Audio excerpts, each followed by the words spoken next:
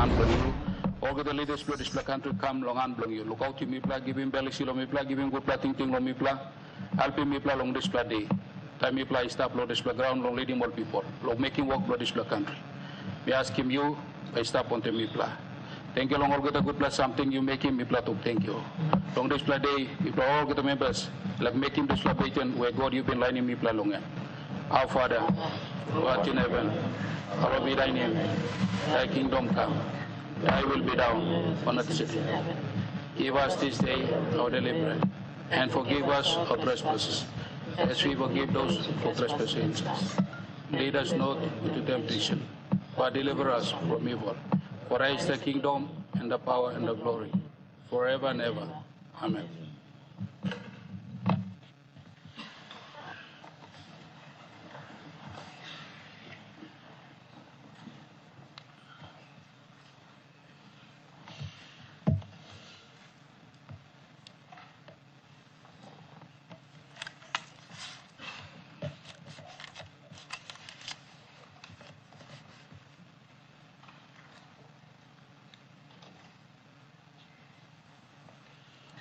Clerk notices.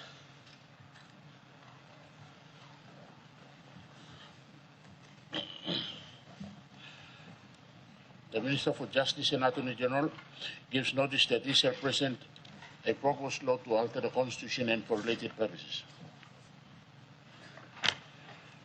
Notice. The Minister for Justice and Attorney General gives notice that he shall present a proposed law to alter the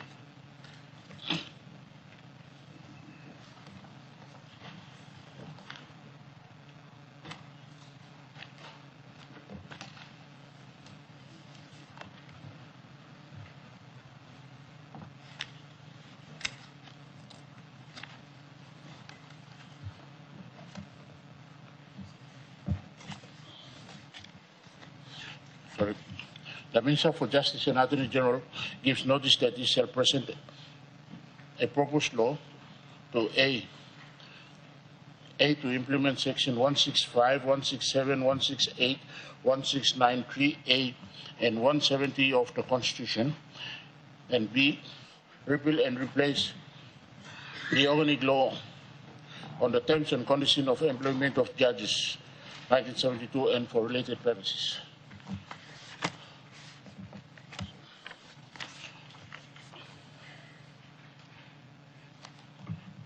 The Minister for Justice further gives notice that he shall present a bill for an act to implement Section 155, composition of the Higher Court of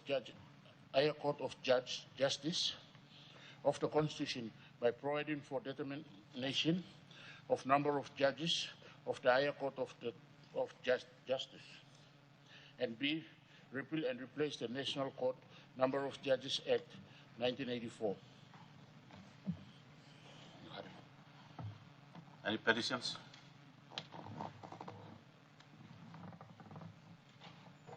Clerk, any petitions?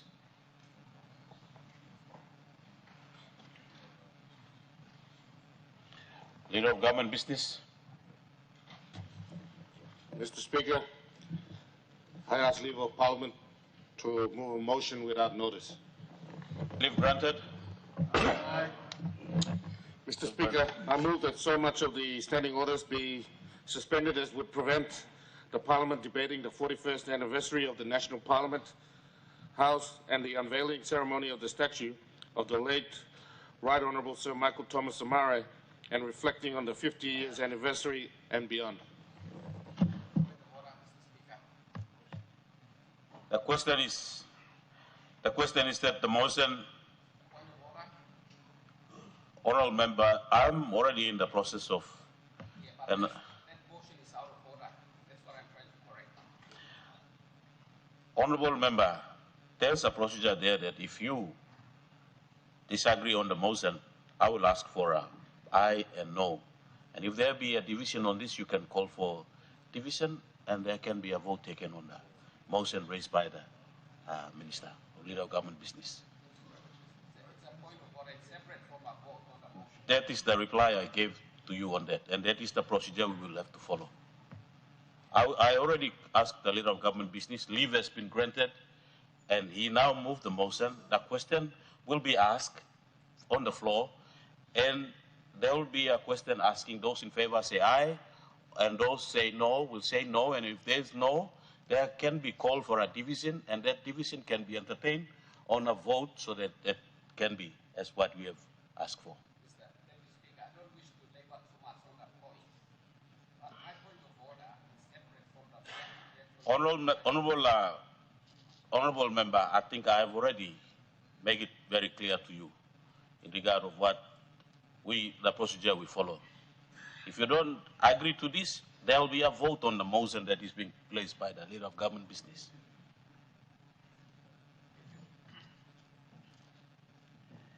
The question is that the motion be agreed to. Those in favor say aye. Aye. Those against say no. No.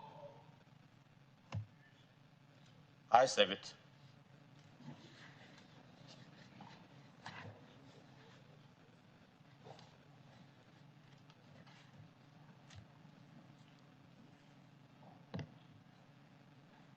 The Honorable Governor for Gulf. Thank you, Deputy Speaker. Deputy Speaker, me get up and walk in with talk for them 41st anniversary where you may come along first time Parliamentary open. That's in 1994, 84, 8th of August. Prince Charles now am King,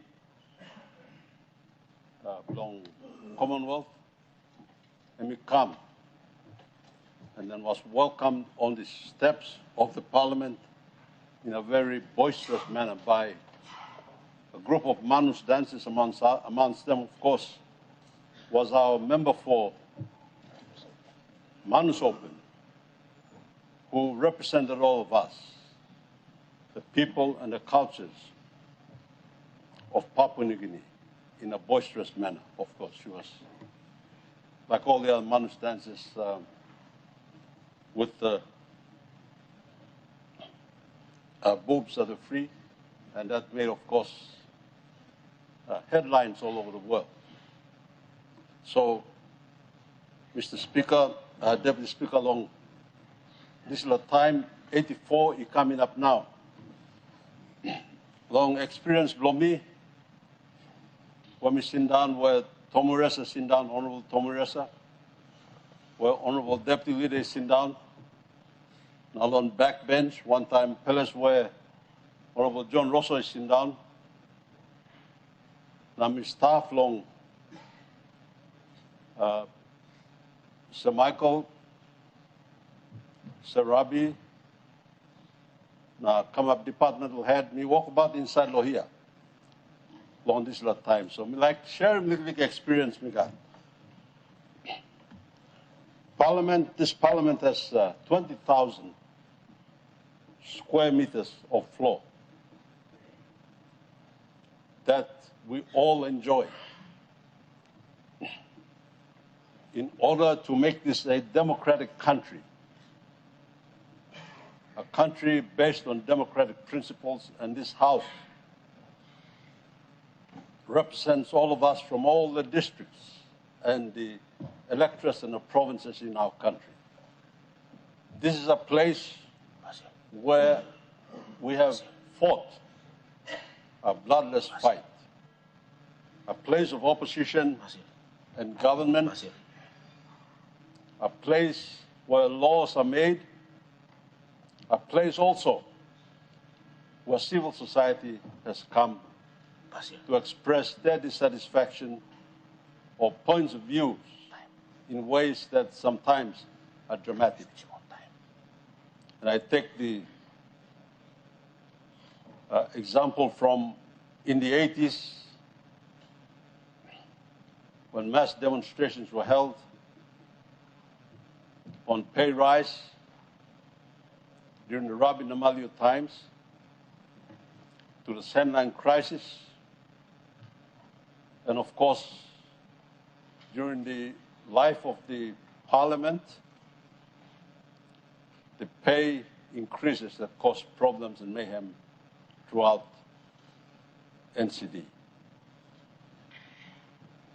In all this, Mr. Deputy Speaker,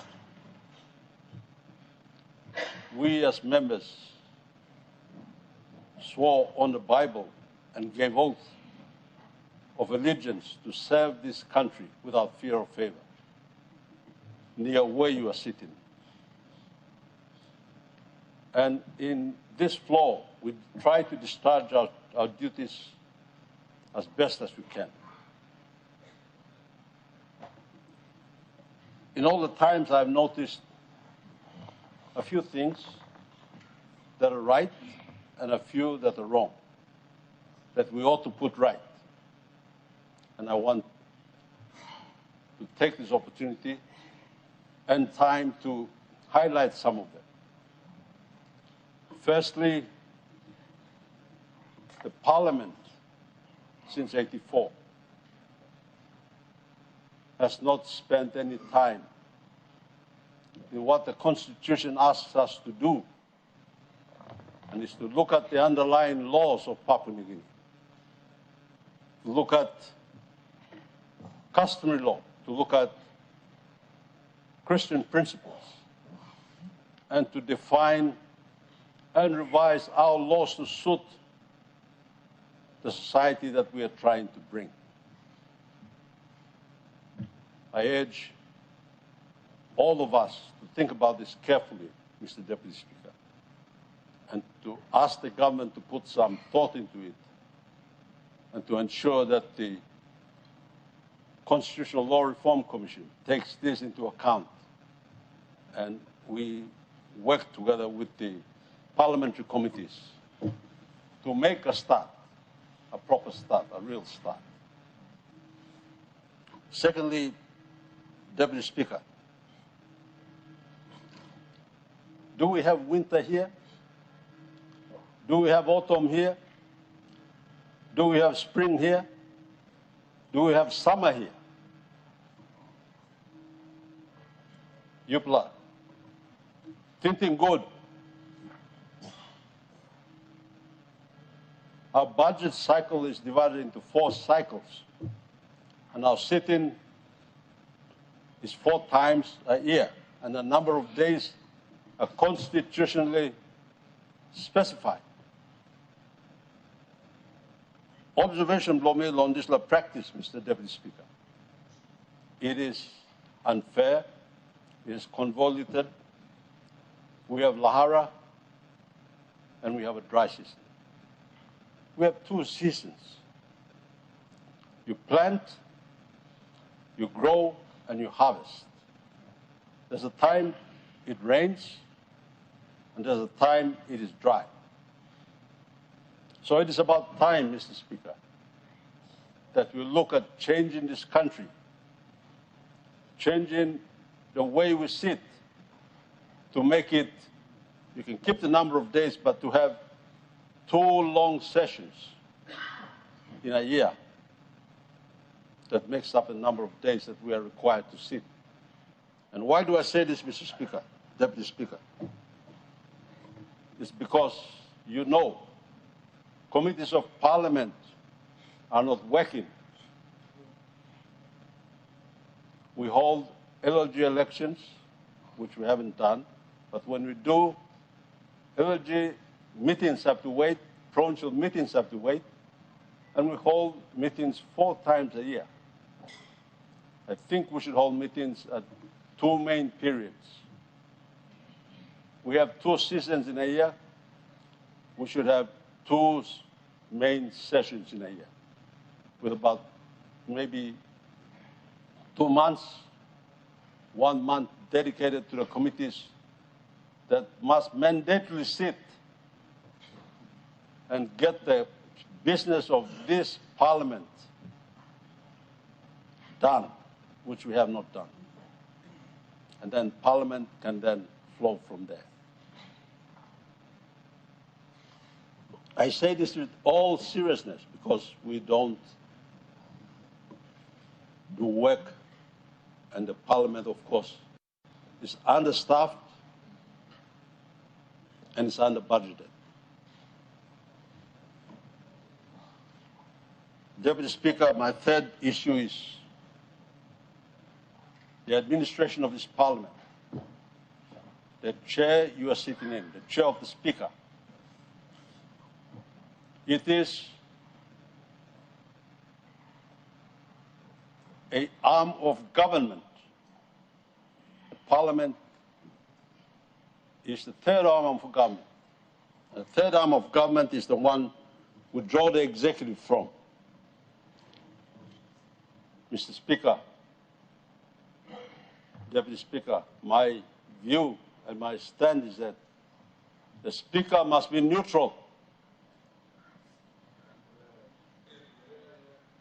It's time now for us to open the candidature and get a neutral Speaker appointed.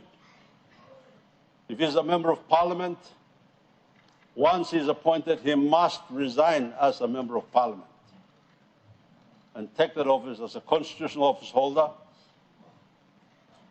And it deals from a position of neutrality to ensure that there is no partisanship, to ensure that the Speaker's position is not used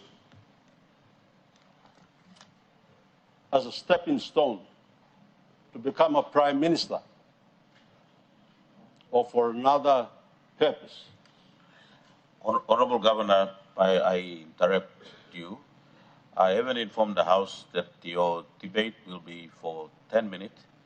Your 10 minutes have expired, and because I haven't informed the House on the timing of the 10 minutes, I'll give you an extra 2 minutes to sum up your debate. And then in the next speakers, you will have 10 minutes. And I'd like to inform all you honorable members that the timing of the 10 minutes is on the TV screen. You all can follow and see your timing as you speak. So the timing of the 10 minutes is on the TV screen. So while you speak, keep your eye on the TV screen also. Thank you. I'll give you an extra 2 minutes to sum up your debate. Thank you, Deputy Speaker. 3 minutes. To sum up, I would like a restructure of the system that we work in. I also think that we must restore this House to being a secular House, that the Bible must go to a chapel. It must not lie. That the lentils that were removed earlier must be restored. And House will tumbuna. Now, we must have Parliament precincts sacrosanct, more secure, more immune. It must not be a house that we play around with. Lastly, Mr. Deputy Speaker, you've got plenty extra member. You mean House you vote to put him inside the electorate. All sit down here, you may sit down. You must look, now rearrange him. Rearrange him so that we can take care of the extra members that are coming into the House. Now, 2, office space is short. So I'm asking you, Mr. Speaker, long D-Wing, you and the Prime Minister, Deputy Speaker, you look good on this and try and construct it and make sure that we have enough car parks, make sure that we have an electronic voting system here, so that wherever you are, your vote is counted. This is the day of AI. So let's bring systems that will improve our attendance, our participation, and make sure that we honestly serve our people. Thank you, Mr. Deputy Speaker. Honorable Member for Abao. Thank you, Mr. Deputy Speaker. On behalf of the people of Abau, may I congratulate our big house, the National Parliament, on her 41st anniversary. What a proud moment it is for our young country, 50 years old this year, and this honorable house is 41 years old. In fact, Deputy Speaker and honorable members of the House, our first parliament as a country started in 1964 through the House of Assembly. So as a country, we have had 61 years of participating in a democratic process. When we moved here, as per the history, after the current King of England, who was then the Prince, came and opened it on the 8th of August, which is tomorrow, we are now celebrating this wonderful moment. I want to start with reading a summary of this building. Just want to re-echo the call for all citizens of the country and call for all members of parliament to respect this house. And this is, I want to read this. I quote, "Our parliament is a magnificent building designed to reflect traditional architecture of Papua New Guinea and decorated with traditional carvings and artwork to remind us of the rich heritage of the hundreds of tribes that are now joined together as one people and one nation. It is truly a house to be proud of and a House of Parliament to be respected by all members of Parliament and by all our people. It is the home of the principle of democracy of our nation." When certain sectors of the community, through civil unrest, for example, and come and cause damage to this honorable house, they really touch the heart of all of us, because this is the seat of our democracy. Our survival as a nation depends on what goes on in this house. And in every election, all citizens of the country decide who to send into this chamber. And so respect must always be there at all times, all the time. So on this 41st anniversary of this honorable house, I want to call upon every citizen of this country,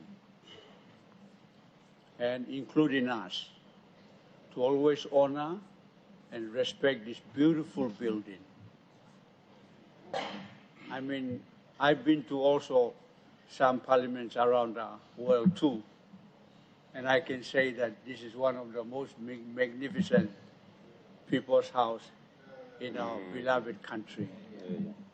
And I know when, after every election, our citizens vote through the electoral process, through however issues we're debating about the pros and cons of our election process, I think all the citizens are proud to see their leaders seated in this chamber. And I am very, very honored to have been in this chamber for my 5th term. And on this 41st anniversary of this honorable house, I want to say thank you to my people of Abau for continuing to send me back to represent them on this honorable house for 5 terms.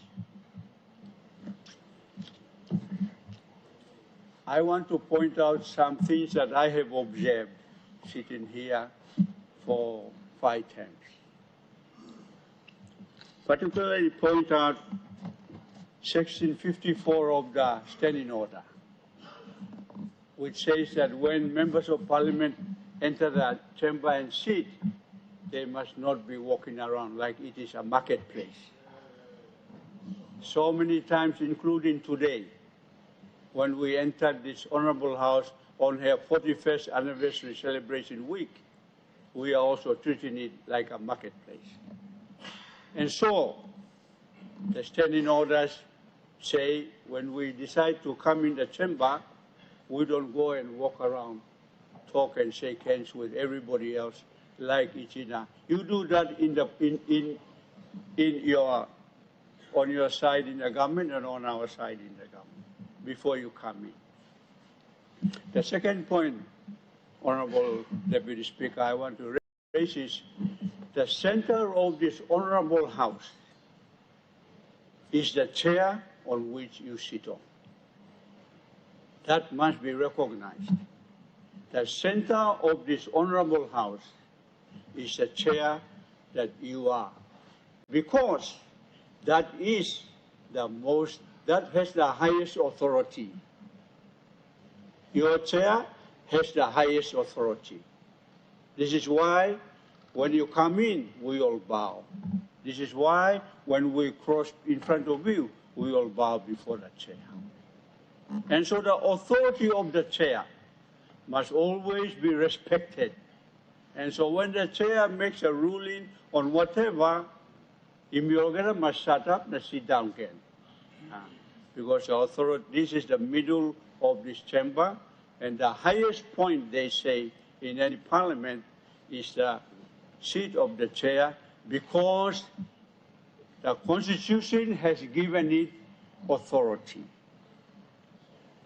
This comes to my third point in this 41st anniversary celebration. I am of the strongest view that we have not accorded the legislature, through you as head of the legislature, its rightful authority. We have acquired a single chamber and unicameral system. 50 years this year, I think, as I have been advocating on this floor of Parliament, we will now have to re-look at how has the unicameral system in the People's House served us. Has it served us well, or has it served us?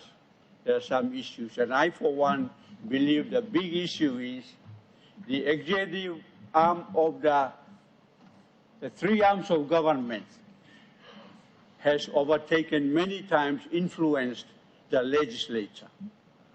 And so I think for today's leaders who are now celebrating the 41st anniversary of this Honorable House and the 50th anniversary of our nation, I think this calls for what I call a hard reset in this subject.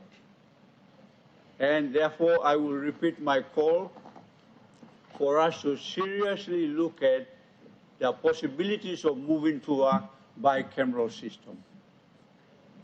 And I would strongly recommend that through you, Chair of the House, that you establish a special committee to address this issue of how we can move or graduate towards a bicameral system, and look at how we can rearrange the issues of the governor's seat.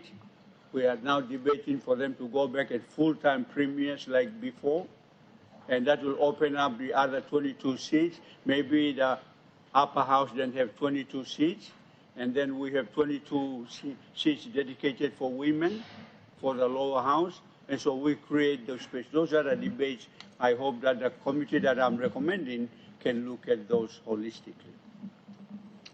The fifth point that I would want to raise, and I have echoed it before, and in my argument that the executive government is always influencing the legislature, is in this process of appointing parliamentary committees. In this 41st anniversary, I want the chair of the House, as I said, is the center of the House. It is constitutionally given the chair the highest authority in this chamber. And therefore, that authority must also be displayed in the selection of the parliamentary committees, which are your committees. They don't belong to the executive government. They've got their ministers already. And so the committees of parliament must be influenced by you as the chair of the House, you are sitting on the highest authority of the House.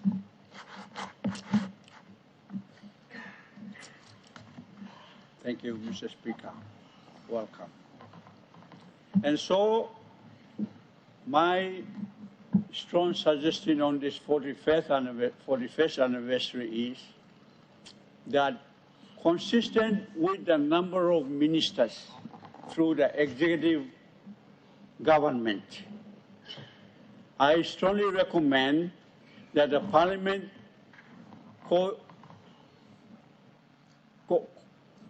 what's the right word? Honorable member, time will finish, but Babilari, you got 1 minute more to talk. Okay, thank you. Thank you. Consistent with the number of ministries, the Parliament then establishes the equivalent number of ministers as permanent parliamentary committees. They are then chaired, and those chairmen, their remuneration is the same as the ministers of state. I think this has to be looked at so that we don't have these issues of ministers paid too high, chairmen are doing a lot of running around working, and also their remunerations are low. Thank you, Mr. Chairman. My time is up. Mr. Speaker. The Honorable Minister of National Planning. Thank you, Mr. Speaker. I too want to join all those members, two members who have stood up to congratulate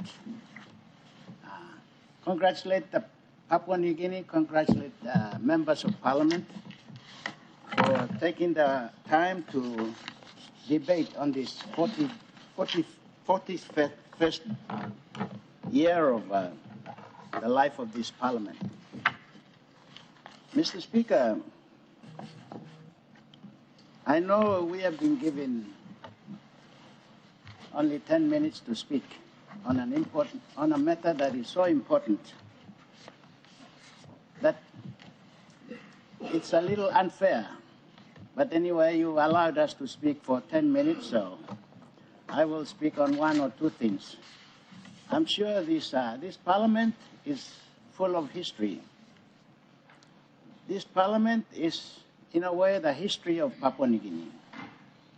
It is also the story of every member of Parliament who ever represented their people, both present and both gone. So those members who are not present here, their stories, their legend, and their spirit still exist in this Parliament. But, Mr. Speaker, in 1975, we adopted the Constitution. And when you read our Constitution, it is the most complex Constitution in the world.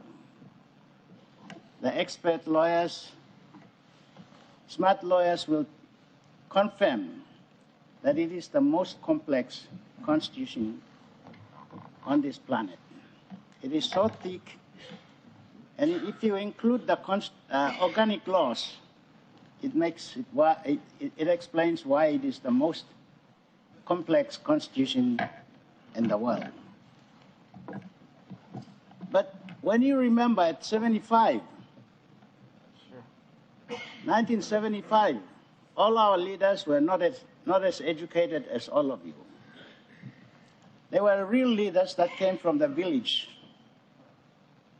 But they gave us something so complex, so important, and in many ways so mysterious. Even the academics are trying to understand how they came up with that constitution. So as we sit here on this day and allowed to speak for 10 minutes on something so big and so fundamental, we need to realize that we need to come back to this issue sometime in the future and sit down and discuss in detail so that we can understand where we came from and where we are now and where we are going. Because at independence, they gave us this document and they were uneducated, almost uneducated, not as educated all of you. But it has served us well.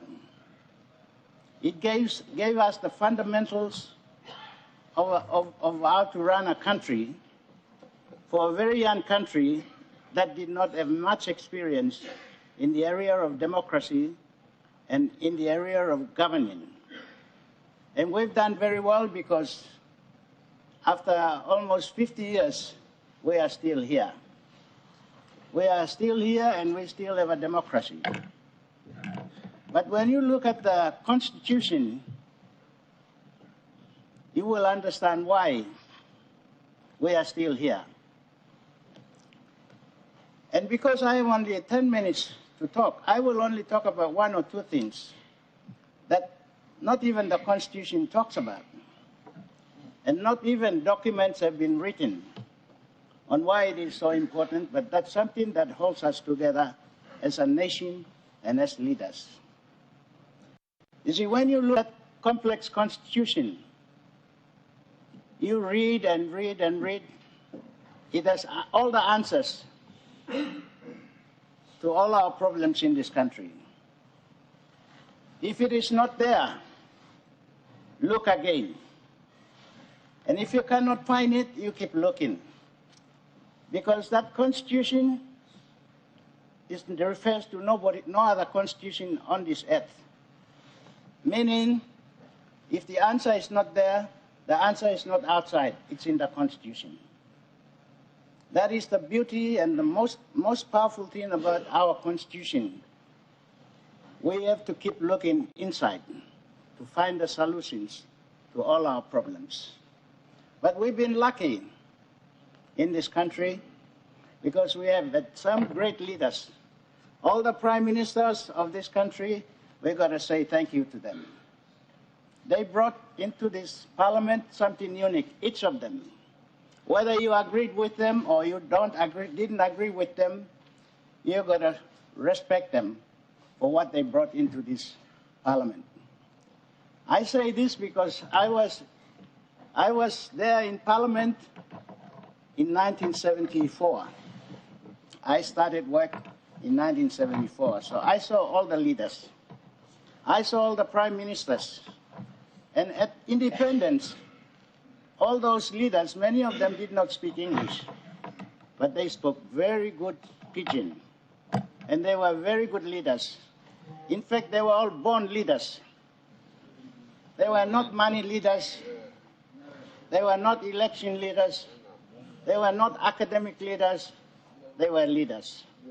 Wherever they came from, they were real leaders. I'm not saying you are not leaders or we are not leaders. But when you think of 1975, those leaders came there because they were great leaders. I only have 3 minutes. I just want to say one thing. The Constitution is comprehensive. Everything you need is written down. And what they didn't write in the Constitution, we've been passing laws to make up for all those gaps. So that's why we've passed so many laws over the years. And if it is not in the Constitution, we go and extend the Constitution by amending the Constitution or by passing organic laws. So the answers are there. But on this floor of Parliament, because today we are talking about this Parliament, on this Parliament, when we enter this Parliament, we enter the realm of the Speaker. We enter the realm of standing orders.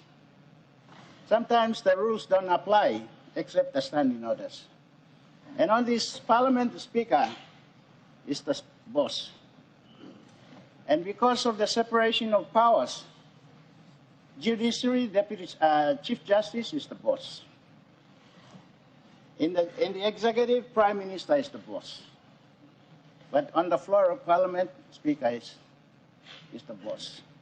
So sometimes if he interprets the law, or rather the standing orders, in a certain way, well, you may disagree with him, but you have to support him, because that's how our system works. So when you read all those things, the Constitution, the laws, and the regulations, everything has been written. But there is something that has not been written, that holds this parliament together.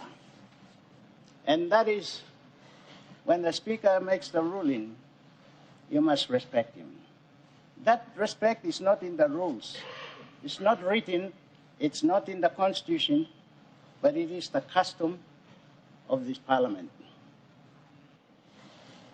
So that binds us together. Our foundation is respect for not only the rules of the law and the respect for the decisions of the speaker, but respect for each other. Because while we are here, we may disagree with each other, we may disagree with the interpretation of the laws, but we must respect each other. Because when the nation is watching, it is watching the whole nation in one place. Because I'm from Rigo, Sepuka is from Abau, we are all different. In this country, the most common thing we have is we are all different. For our unity, for our progress, we need to respect the fact that we are all different. And for us to be united, we need to respect each other. We bring that very thing onto the floor of Parliament.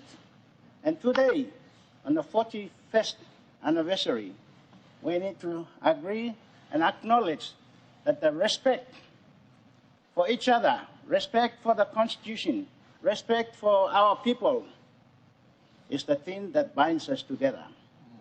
When we have brought in the Constitution and the constitutional principles from England and all over the world, we brought the institutions, we brought the cultures, we brought the knowledge, we brought the institutions, judiciary, legislature, and the parliament. We brought all those things, but we never brought one thing. We didn't bring the cultures on which those laws were based. And those culture, they were left behind in England, America, Western world. We just brought the laws. But today, we must have that culture to back up. And our culture is respect for one another. And on the 41st anniversary, that's what binds us together. Whether we agree with each other, disagree with each other, fight each other, we must have one thing. On the floor of Parliament, our uniqueness must be respected. Our differences must be respected. Because the whole nation is different. We survive on the foundation of respect for one another. Thank you, Mr. Speaker. Excellent. Honorable Deputy Speaker, one point of order, please. Speaker, I was sitting there and I've seen the importance of the debate that the honorable members are bringing up in this House regarding what importance of this Parliament. And my point of order, Mr. Speaker, is that I'd like to ask you and the Chair if we can extend the 10 minutes time to 20 minutes so we can give enough time for the honorable members to speak on the importance of Parliament. Because I've seen the speakers, what they saw, they've raised some important matter, and the 10 minutes make them can't finish some important issues that they can raise for the importance of this Parliament. So I raise this as a point of order and seek if that can be done by you at the Chair. Thank you.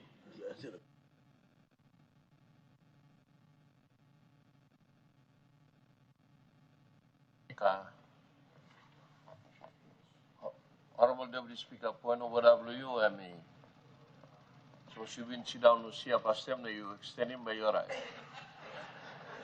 So you go Savarsen now, you may get plenty all member elect talk to the staff. So me ask him on honorable members law. You try and put him talk inside of the cell. On the 10 minutes, So she may get all our program stuff outside. All people will email Sumatin online or the come with the staff now. We need to go on them on that. And a long day today. So I want them to display me ask him, honorable member of Suave, Sina Young Amula Swa, Sina Young Amul, to make him talk.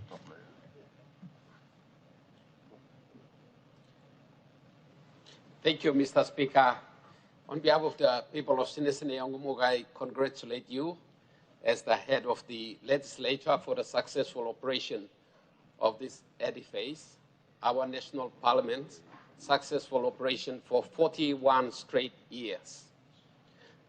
Back in 1982, when I first came into the city, one of the first things I did as a student was to go into the House of Assembly in downtown Port Moresby. Question is, why did I choose that institution as one of the first places to visit as a new visitor into the city? At an early age, I realized the importance of the House of Assembly, as it was then called. I knew that the National Parliament was the place where all our important leaders of this country got together and made all the important decisions that defined us as a country. So I wanted to go and see that place in operation. So one day I went there, earlier on in my first year as a student at the University of Papua New Guinea. And I saw some of our magnificent past leaders in business, like Sir John Guise, Michael Somare, Yambaki Okuk, Peter Luce, and many of our illustrious past but deceased leaders in operation. And I came out of that building later having confidence that our country had a future. We have a house in which all our important businesses will be dealt with. There will be leadership, there will be control. We will have an orderly and peaceful society, something to look forward to, and something for a young person like me to work hard towards, to contribute to the process of building a new and young nation. That was the feeling I had when I chose to go and visit that place and then came out of it. I came out with a lot of hope. Now, later, we were given these particular premises to operate as a national parliament. And for 41 years, it has been operating very successfully, Mr. Speaker. This house symbolizes our nationhood. It symbolizes a democracy. It symbolizes all the values and the principles that go underneath, that tell us how to look after and govern this country. A very, very important institution. It also came along with its operating manual, Mr. Speaker. The building didn't just come like any other new product. It came with an operating manual, and we call that our national constitution. The constitution, as Seano has just alluded to, provides all the guidelines we need to meaningfully, responsibly administer our duties and responsibilities on the floor of this House. It was a symbol of the birth of a nation. The Constitution, which is the operating manual, also set out the powers and functions of the Parliament. It set out the powers and functions of the executive arm of government. It sets out the powers and functions of the third arm of government, being the judiciary. And, Mr. Speaker, most importantly, after having created all those three arms of government and giving them all their requisite powers and functions, it decreed by the Constitution itself that those three arms of government must, in principle, be kept separate. They must not be interfered with each other. In order for an orderly, meaningful performance of their powers and functions, these three arms of government must keep themselves separate from each other and from any undue influences. That is the direction we have, the directions we have on how to manage our duties and responsibilities outside and on the floor of this Parliament. So on an occasion like this, I posed a question, Mr. Speaker. For such an important guidance that's been given to us by the Constitution to keep the three arms of government separate, have we really lived up to the spirit and intent of those guidance that we have in the Constitution? Have we? I'm not going to answer that question, but the occasion calls for us to pause for just one split second and think about the question. Have we really kept the three arms of government separate? Or has there been interference in multiple directions? All three arms interfering with one another for one justifiable or unjustifiable reason. Some encroachments, have they already happened? If the answer is in the affirmative, Mr. Speaker, now is the time, whilst pausing, to think about how we should reset ourselves, correct ourselves. How can we withdraw from interfering with each other, respecting each other, like some of the speakers have already spoken, so that each arm of government is able to perform meaningfully and productively for the collective benefit of the people of this nation. Our long-term objective through the work we do on the floor of this Parliament, Mr. Speaker, we have one country, one nation, one people. Our challenge as the leaders for the time being is to maintain the stability of this country and its long-term sustainability. We can't just expect it to happen through a wish. We have to do all the little things that we have to do on a daily basis when we stand and sit on the floor of this Parliament and conduct our discourses. Be mindful of the need to maintain stability in this country. Make this country sustainable for the long term, so that 41 years later from now, another group of young leaders will stand here and we're able to have the opportunity to make the same kind of speeches that we are making now, because they still have a nation that has been sustained for another 41 years to their time. We are here and we are saying all these things because leaders in the past have already done that. And we thank them for it and for all the magnificent contributions they have done. Of course, nothing can be perfect here on earth. Everything is perfect in heaven, but down here we will have our challenges and we will have our shortfalls. However, we have kept this Parliament going for 41 years, this building. And we must make sure that this building is around for another 41 years for future generation of leaders. Along the way, I don't want us to bury the truth when we stand up and we talk to each other on moments like this. We must remind ourselves of the journeys that we have traveled. Have we traveled successfully? Have we traveled this journey this far without any challenges to our cohesiveness as a nation? There are indisputably challenges along the way we have faced. A classic example is Bougainville. So I'd like to ask myself, we don't know, I don't fully understand what the Bougainville issue is all about. But I would like to pose this, Mr. Speaker. Could it be because we are not managing this country right? Imagine if we did all things right, where everybody had a place and they feel proud of everything we are doing, and everybody wants to be an integral part of this nation, and the Bougainvilles too feel the same.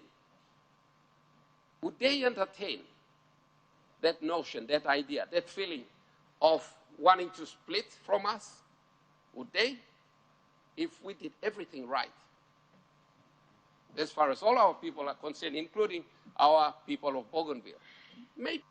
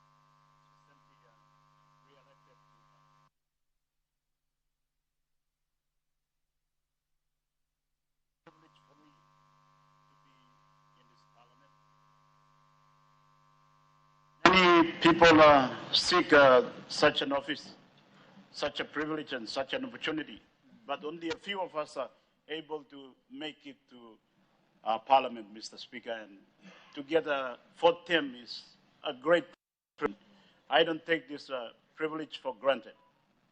Every time I try my best to honor that mandate, honor that privilege, because it's not only a great privilege to be in Parliament, in this institution, Mr. Speaker, but to provide leadership and oversight of our people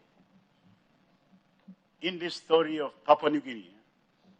And this Parliament, you know, is a manifestation of that story and journey of our people. And so when we come to Parliament, while we have our own aspiration and goals and parties and electorate, but we must, you know, first and foremost, remember that the role of this Parliament. This Parliament is a great institution, despite whatever, Mr. Speaker, is deficiency or inadequacy.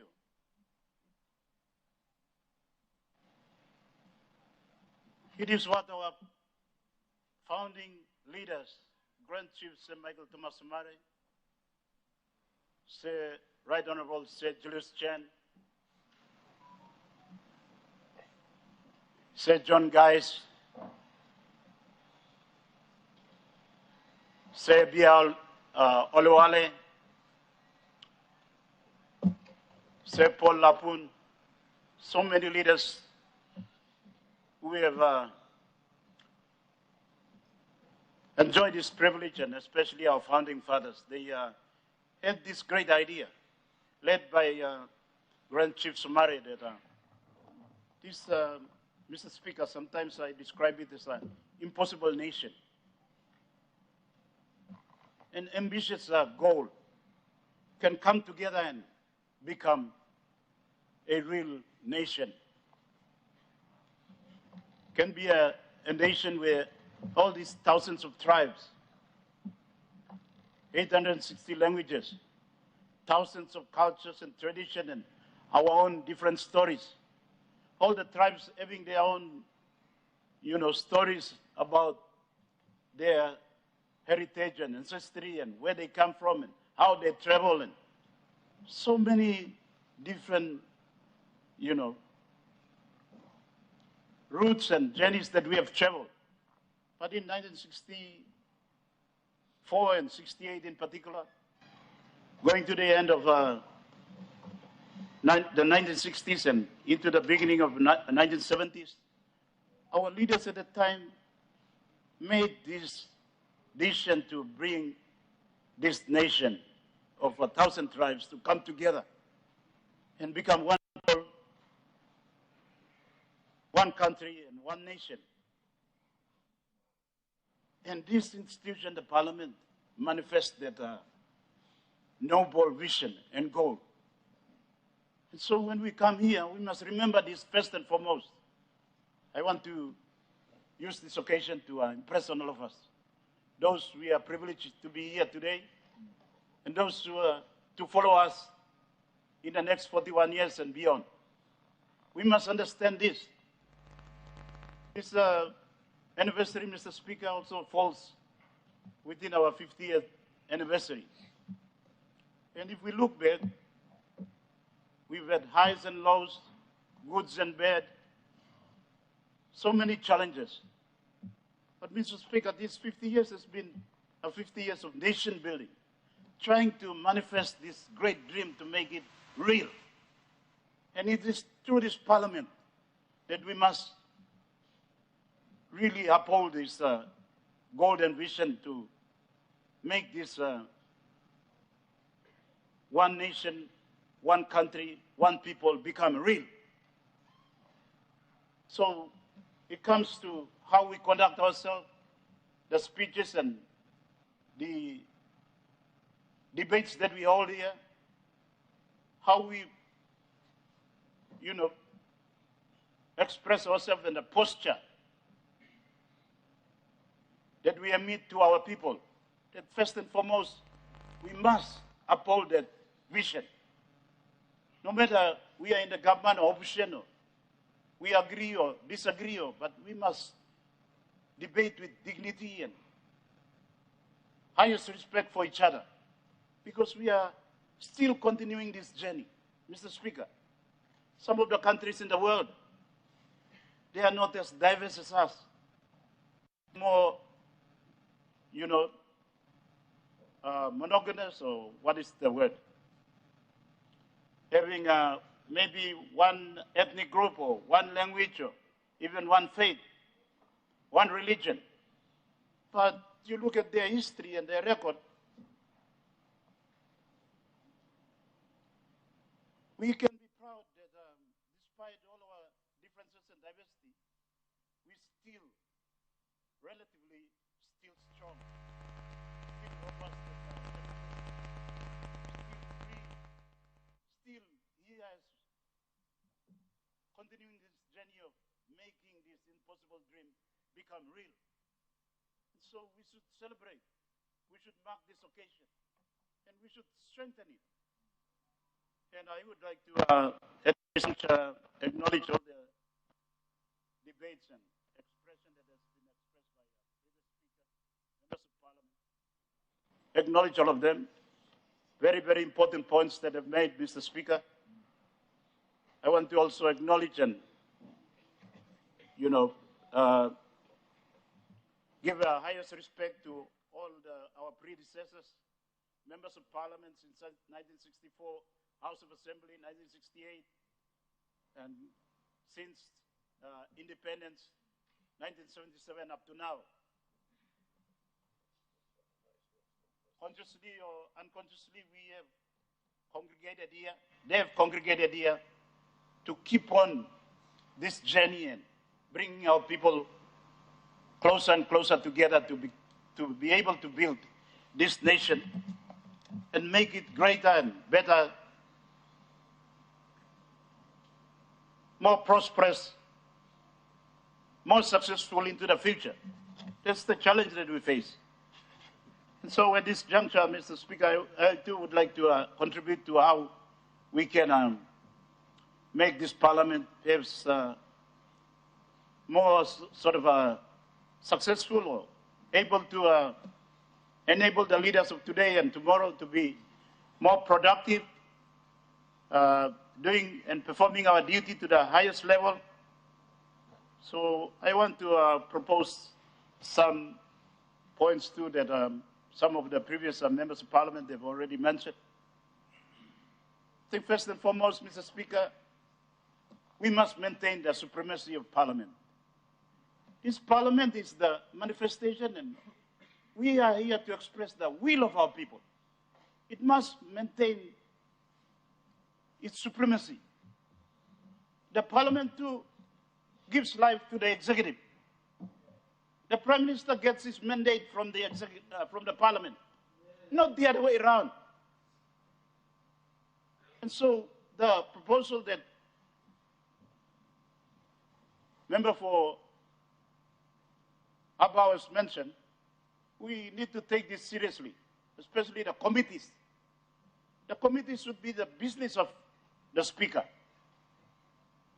Because when we are in the committee, we are exercising the mandate of our people, vested as their representative, because everybody, 12 million or how many millions of people, cannot come to this parliament. So they've vested their trust and confidence and mandate in us. So when we are in the committee, we are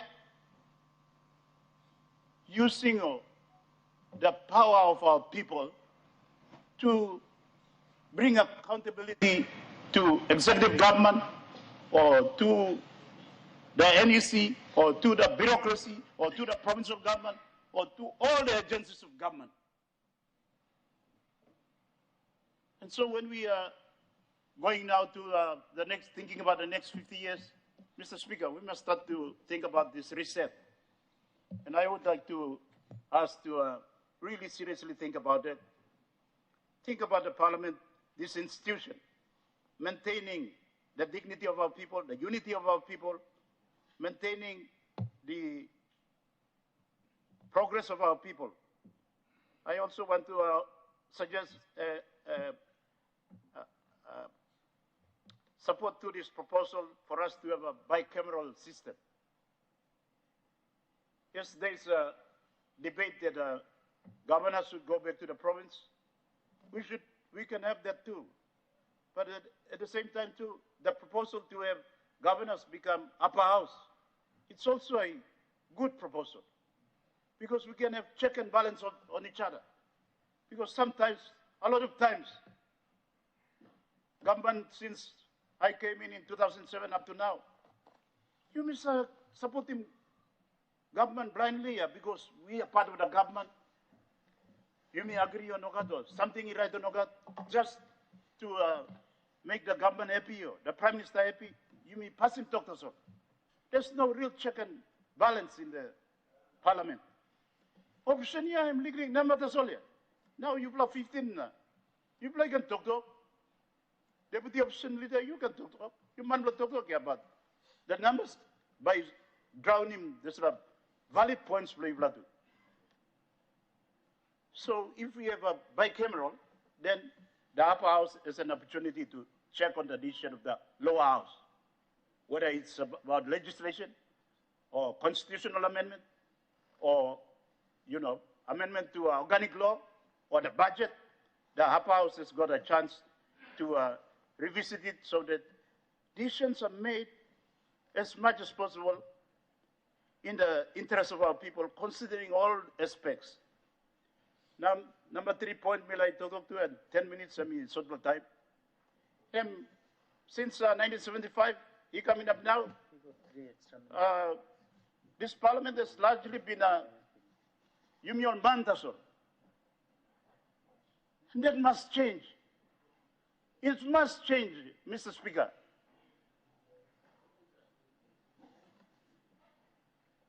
You may get a survey, you blow money to women should run equally, yeah? But reality in our country is against women. They don't own and make decision of our resources. In the family and in the clan and everywhere,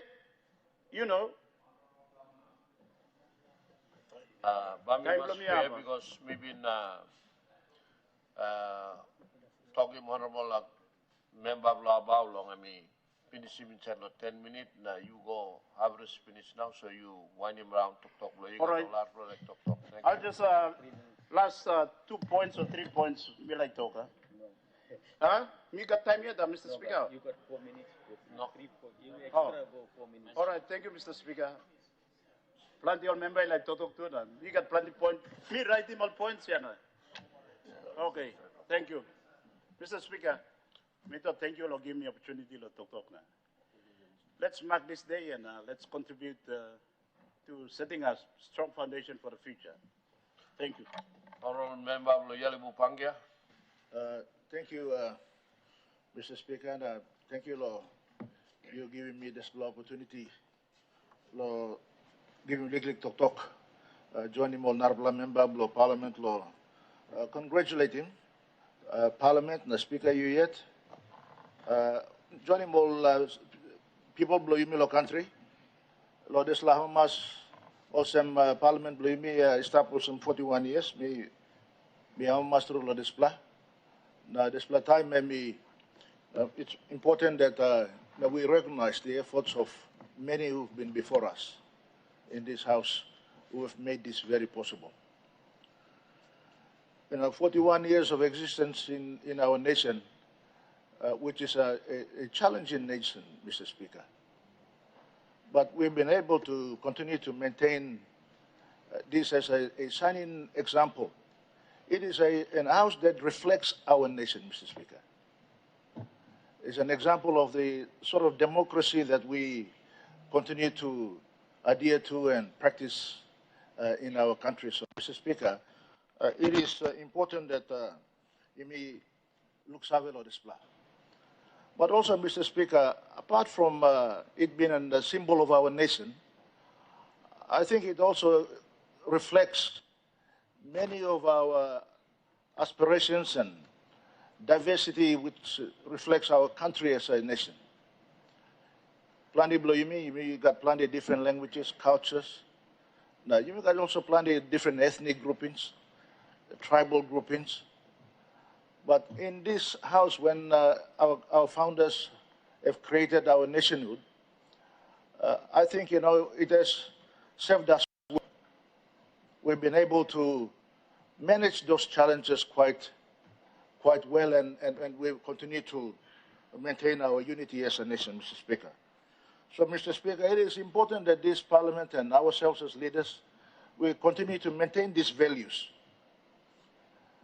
Because as we are celebrating 50 years of our nationhood, Mr. Speaker, you must thank you and pay respect, Lord Founding Fathers, believe me, Mr. Speaker. Their vision and commitment to the nation has brought us this far, Mr. Speaker.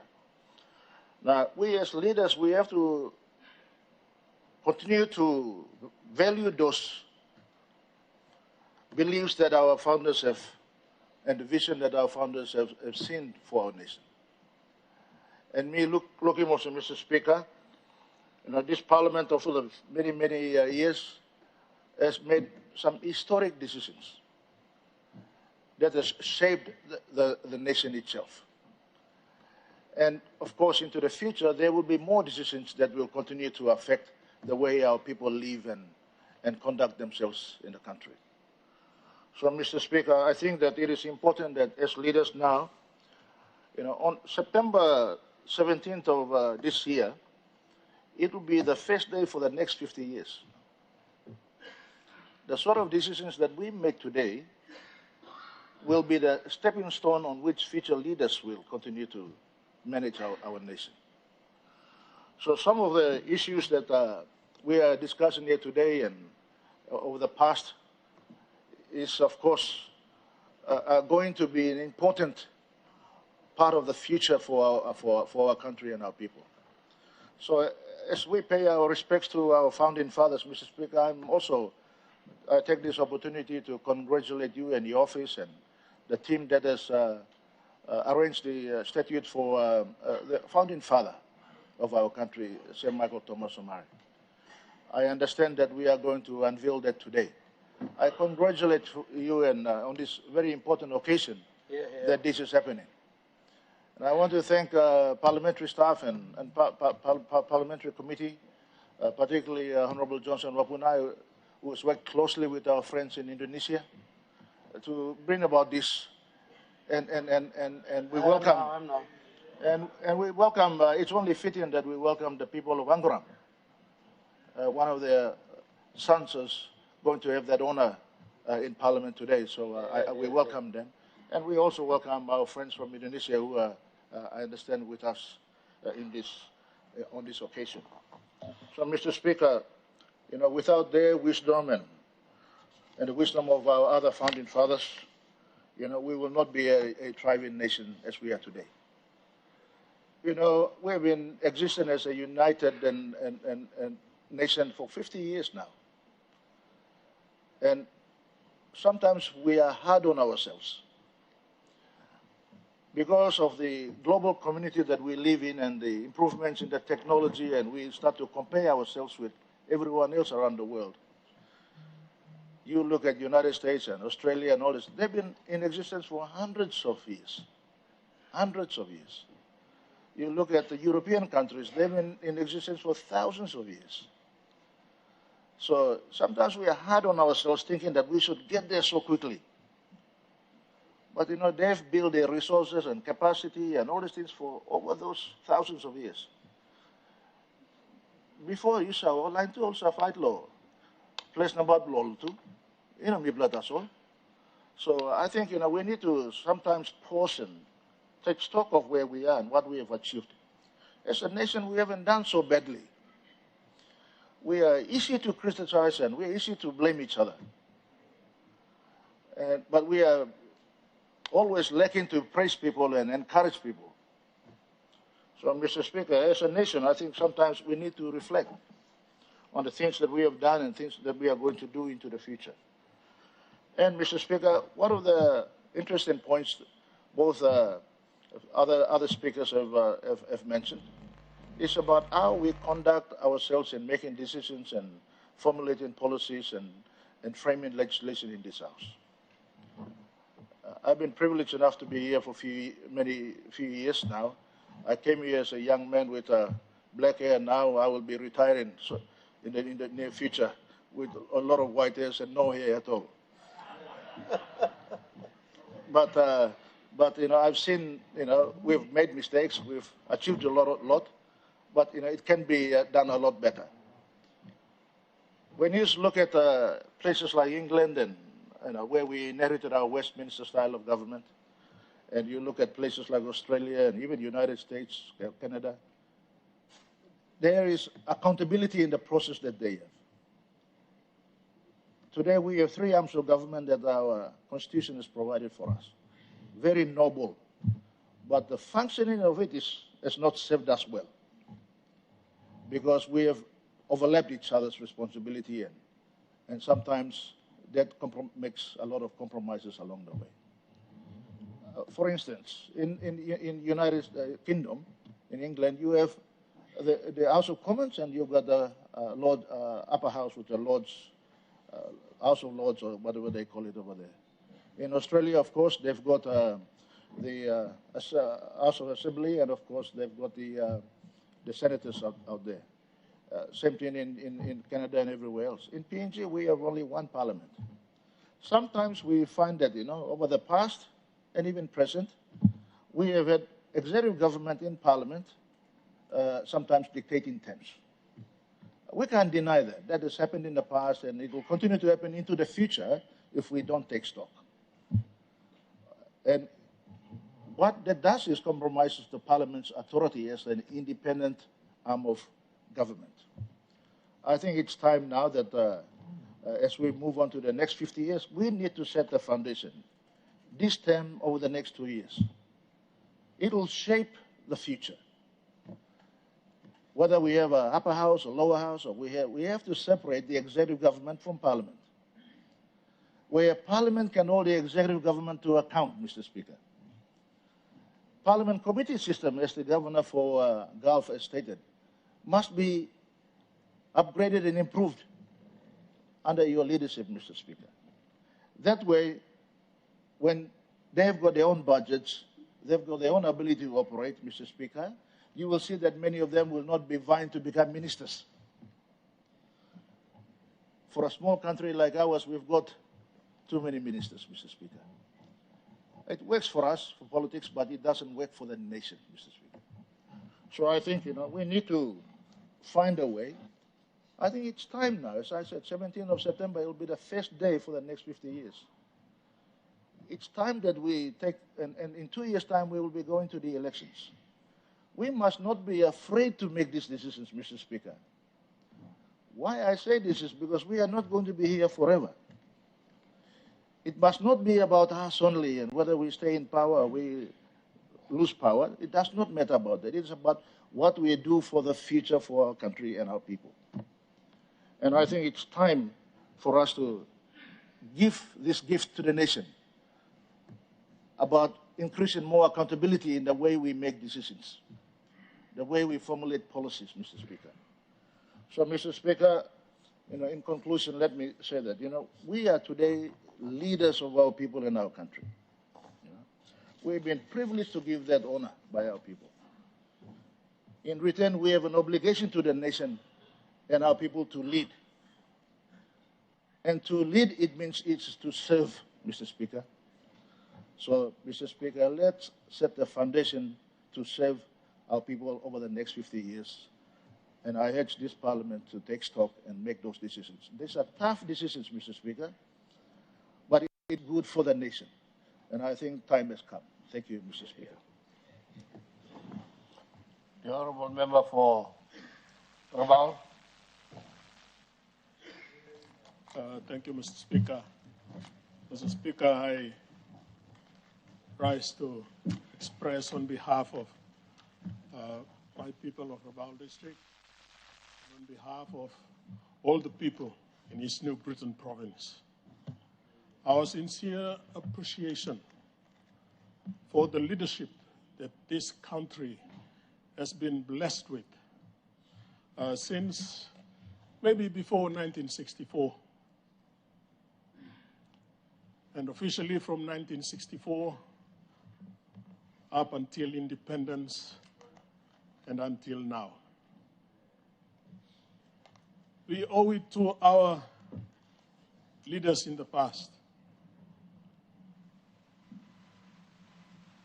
And I have in mind people like the late Sir Teyabal, the late Sir Yambaki Okuk,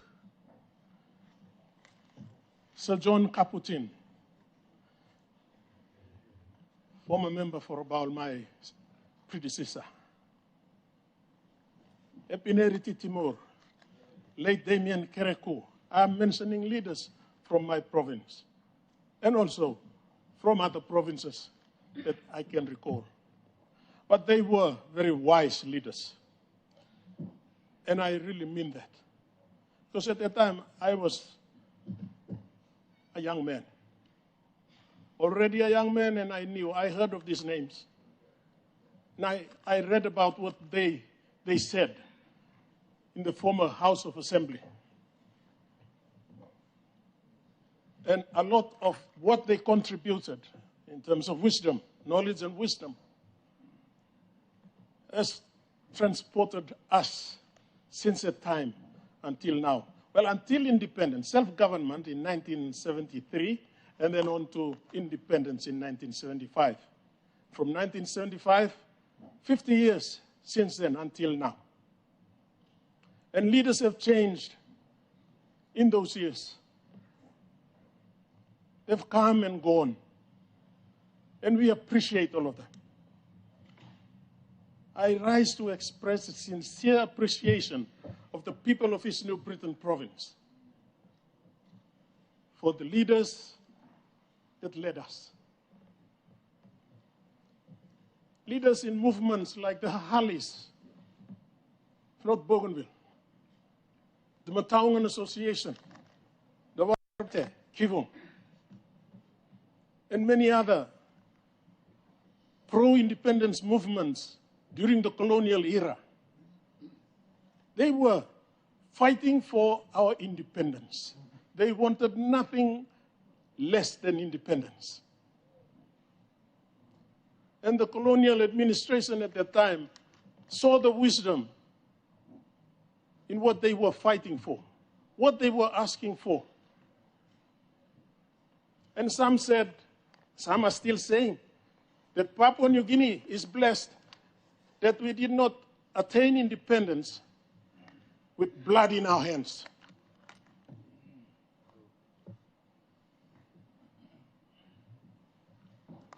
Maybe to a greater extent, that is the case. But for us in East New Britain, our people murdered in order to communicate the desire for independence. Ibrahim, Sheikh Emmanuel.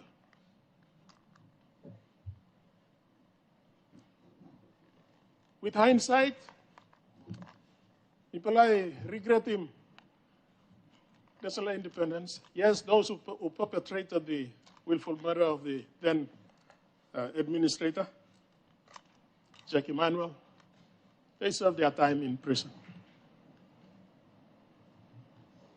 But I appeal to everyone here now. We can see the blessing.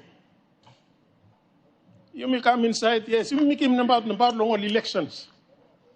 You may come inside, long them through.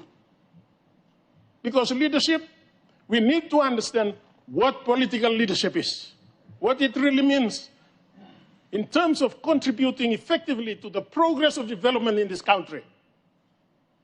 We don't think all the same come inside the parliament, no money. No God.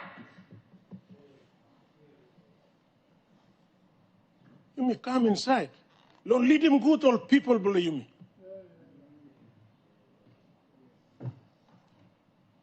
You may plant in you may say fight in Borussia. But leadership, this tag leader, you may yet you may like grab him long all people. Now put him in Borussia below you me. It's not that way. No God. You may lead also more line leaders below you in the past. They set a good example for us. You must be in kolosu through footsteps belong all. We lead with respect. We lead with wisdom. Rurulong one man leader. You can think also you come inside the parliament. Na you grab him this la tag leader. Na me fight him put him no prosper you me no gap. No gap. Leadership comes not because you yet to put him no prosper you, but the people give it to you. The people pin the tag of leader to you. They follow through their following. Landilo you me. Now you will look him. You may complain law, electoral commission. How we obtain power from our people. This is like instilled divine power belong all people. One man locals who are of voting age. Only got power. It is how we obtain power from them that makes you a leader. Because you come inside, you know, pulling power along all people, look, passing on good. You obtain it in the right way. Now you come inside. And it's not only that time you could see power along all people. No, you come inside along this house. Come inside along this house. And it is how you use that power in public. Long government, long community, to influence decision making. This is how you mean we need to do it. Nobody you may kiss power in the wrong way, come inside, and how will you use that wrongly obtained power rightly in parliament? You yet yourself. You kiss finish in the wrong way. You come inside, how will you use it? To influence decision making that benefits our people. And by Hardia, I'll say me to finish. It's time you, me, all members of parliament, we must take after our leaders before us. They led with integrity. They led with respect. Nami pala, ulokata. Imi look sabi along this kind style leadership, very quality leadership, Mr. Speaker. Let's aspire and genuinely aspire to their quality of leadership. Now you may celebrating 41 years of this House Parliament. Now, I continue to lament the fact that maybe I'll say this Parliament has no physical history. Because all House of Assembly only know preserve him. We failed.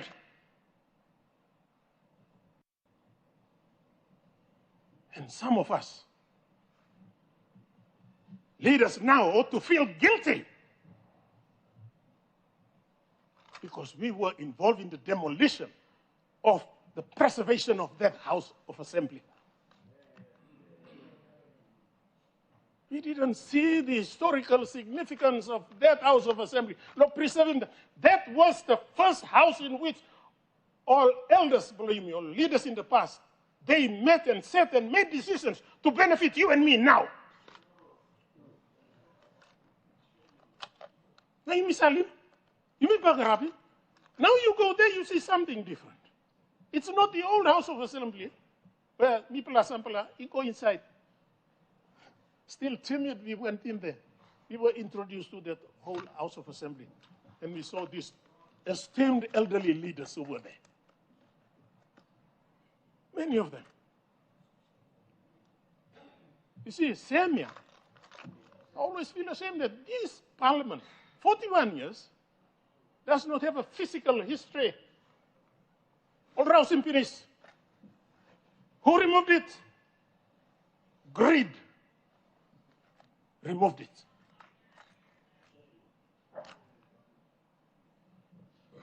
I Mr. Paulson now. But me expressing this little appreciation na. Little bell hot to bell heavy. Also, me lose him. That's la all for the House of Assembly. Yeah, you can come here now. You talk. Plan something. Do plan long. Advance him. Development long this country below you, and especially improve the quality of lives of our people. We've got to be in the right position, have the right frame of mind in order to lead this country that is blessed with resources.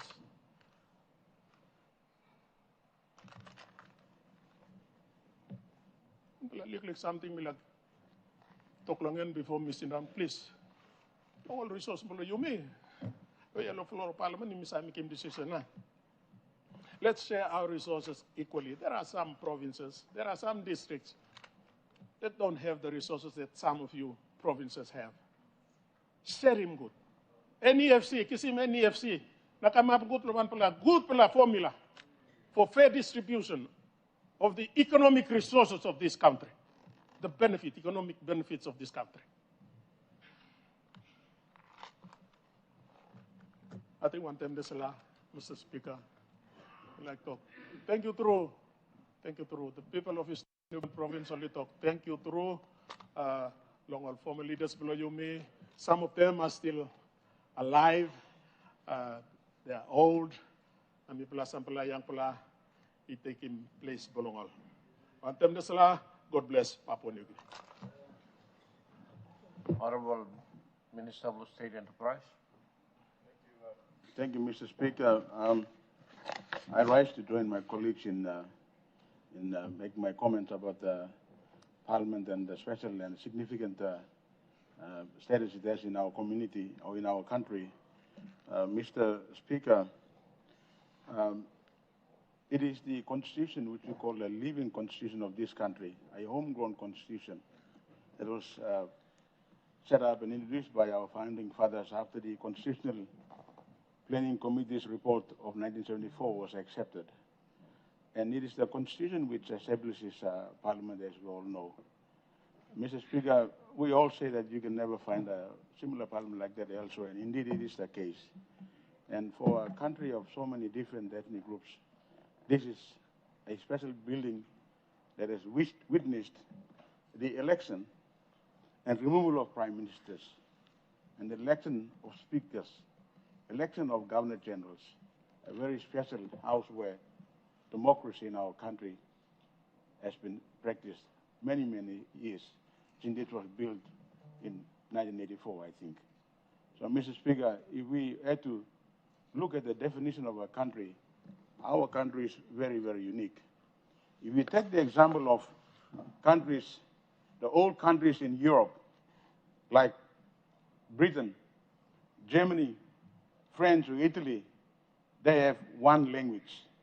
In England, you have English language. In Germany, you have German language. Whereas in this country, we have more than 700 different languages, or 800 different languages, so to speak.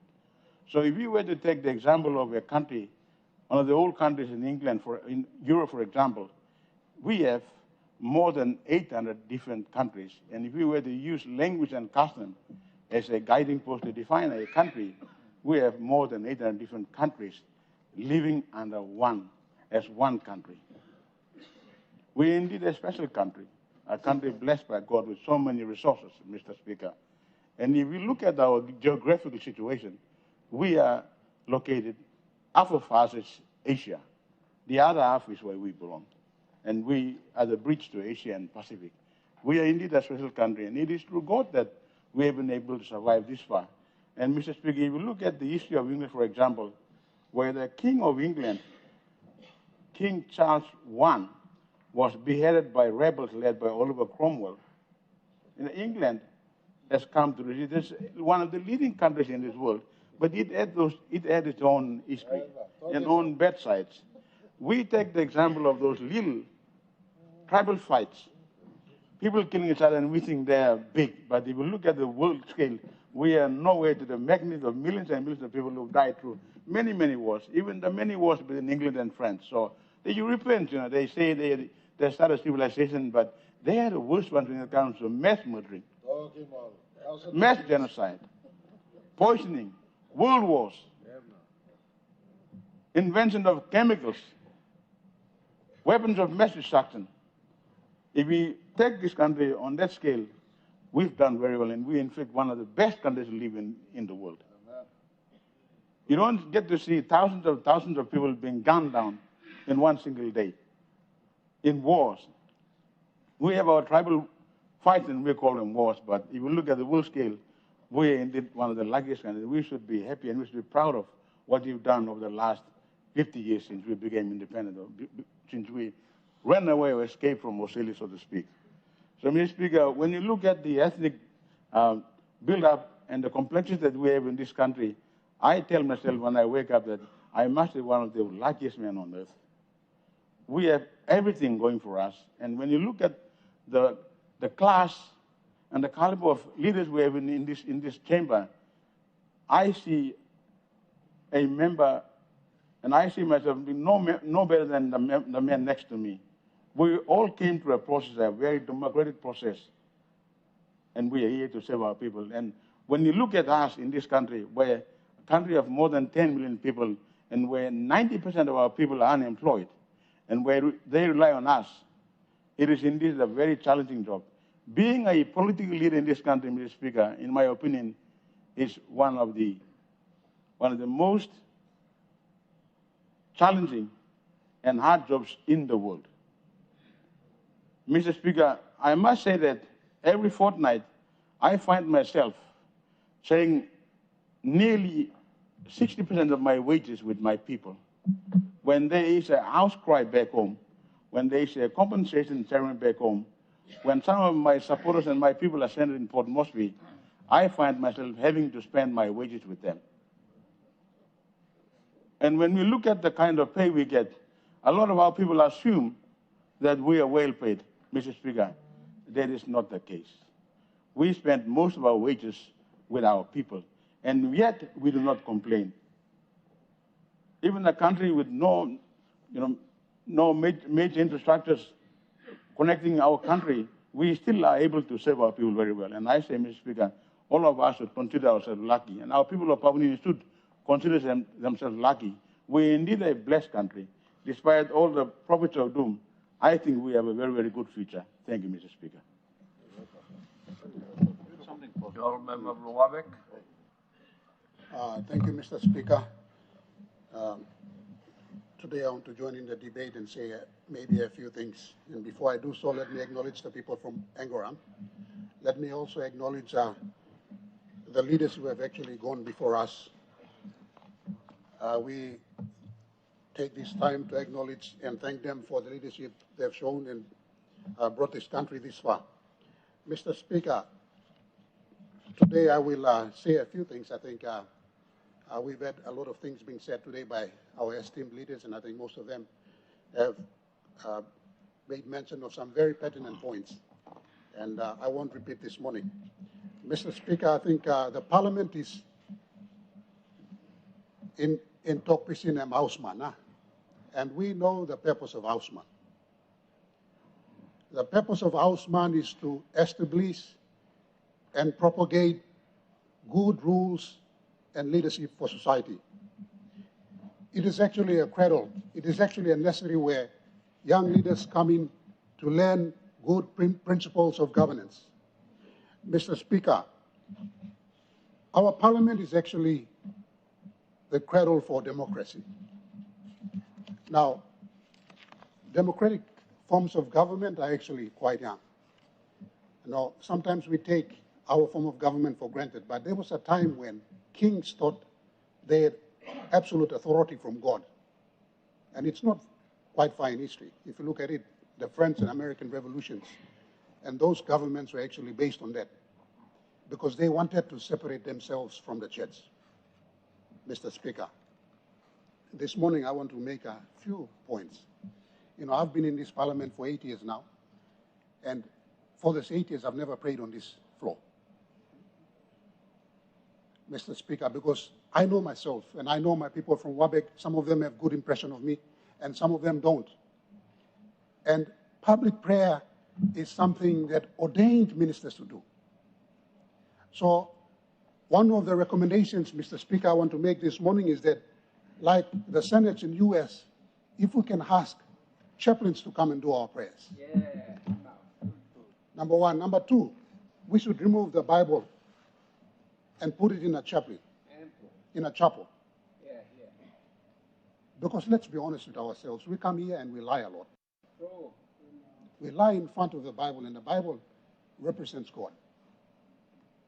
Maybe that's the reason why we have not made so much progress. We can't compare ourselves to Europe and other countries. Just look at Singapore. They will celebrate 60 years of independence, and Singapore is one of the most developed countries. And if you look at the history of Singapore, Singapore developed on a marshland full of mosquitoes. There was nothing, no resources, nothing at all. All they had was people. So maybe we should start to separate government from church. Mr. Speaker, maybe that's where all the cases is coming from, because we are lying in front of the Bible here. Mr. Speaker, thank you. Mr. Speaker, point of order, blow me statement blow. Honorable member blow up, I am correct, but long talk lo Bible even God stuff. Government God makim. Mistakenly me put in Bible long Parliament. You can talk lo whole issue block country, but Bible God stuff. What you can talk what you want, but you know can touch in Bible. God stop name help me. Thank you, Mr. Speaker. Honorable Member Lowabek, you may continue your speech. Thank you, Mr. Speaker. I'm just like thinking that's all make him not country go back, Mr. Speaker. You know, we should allow the Bible to be in the church and allow pastors in the church to interpret. This is the house where leaders are supposed to be and make decisions, Mr. Speaker. From this house, we have the power. The people have given us the mandate to make decisions and act on decisions. So, Parliament, Mr. Speaker, one of my also dissenting points is that maybe the Prime Minister should also remove his case, because cases must be made by pastors who don't have the power to act against corruption. You mean you make a power to act against corruption? Yeah? It would be a lazy man's job to just come and cast corruption. We have the power. If we can't act against corruption, we shouldn't be here. Mr. Speaker, you know, we can say all the good things about our government, but let me give some contrasting and contradicting points so that you can arm nothing. One of those points I mean is about in Bible. If we are to keep this Bible in this Parliament, we must not come here and lie. But we make a lot of lies, Mr. Speaker. That's the truth. Number two, if we can ask chaplains to come here and do prayers like they do in the most powerful country in the world, U.S. Senate, they have chaplains who come and say prayers. Because most of us here, we do a lot of bad things back in our electorates, and then when we come and pray, all man lo place bell balls are cascas when they see us praying here. Mr. Speaker, we are leaders. We are not supposed to be here and paint bad pictures. Number three, Mr. Speaker, the role of the opposition. Mr. Speaker, someone has to be here to hold the government to account. This is a place where accountability must be promoted and supported. Suppose you go one direction, put down on cliff. We are here to actually hold the government to account. And you plan on cross.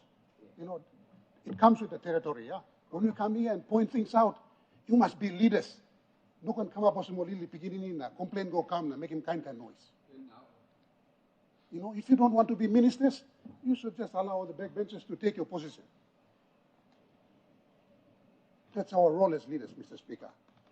I'm houseman. Inside the houseman, you mistreat him, talk, now you may go outside, and pipe go, all right. If we don't say those things here, we can't hold a, we can't lead the nation properly, Mr. Speaker. We are coming towards our 50th independence, and I'm making this statement here. Mr. Speaker, long Standing Order 51, Amtokosem, interruption of members speaking. Let me read him again. When a member is speaking, no member may converse aloud or make any noise or disturbance to interrupt him, Mr. Speaker.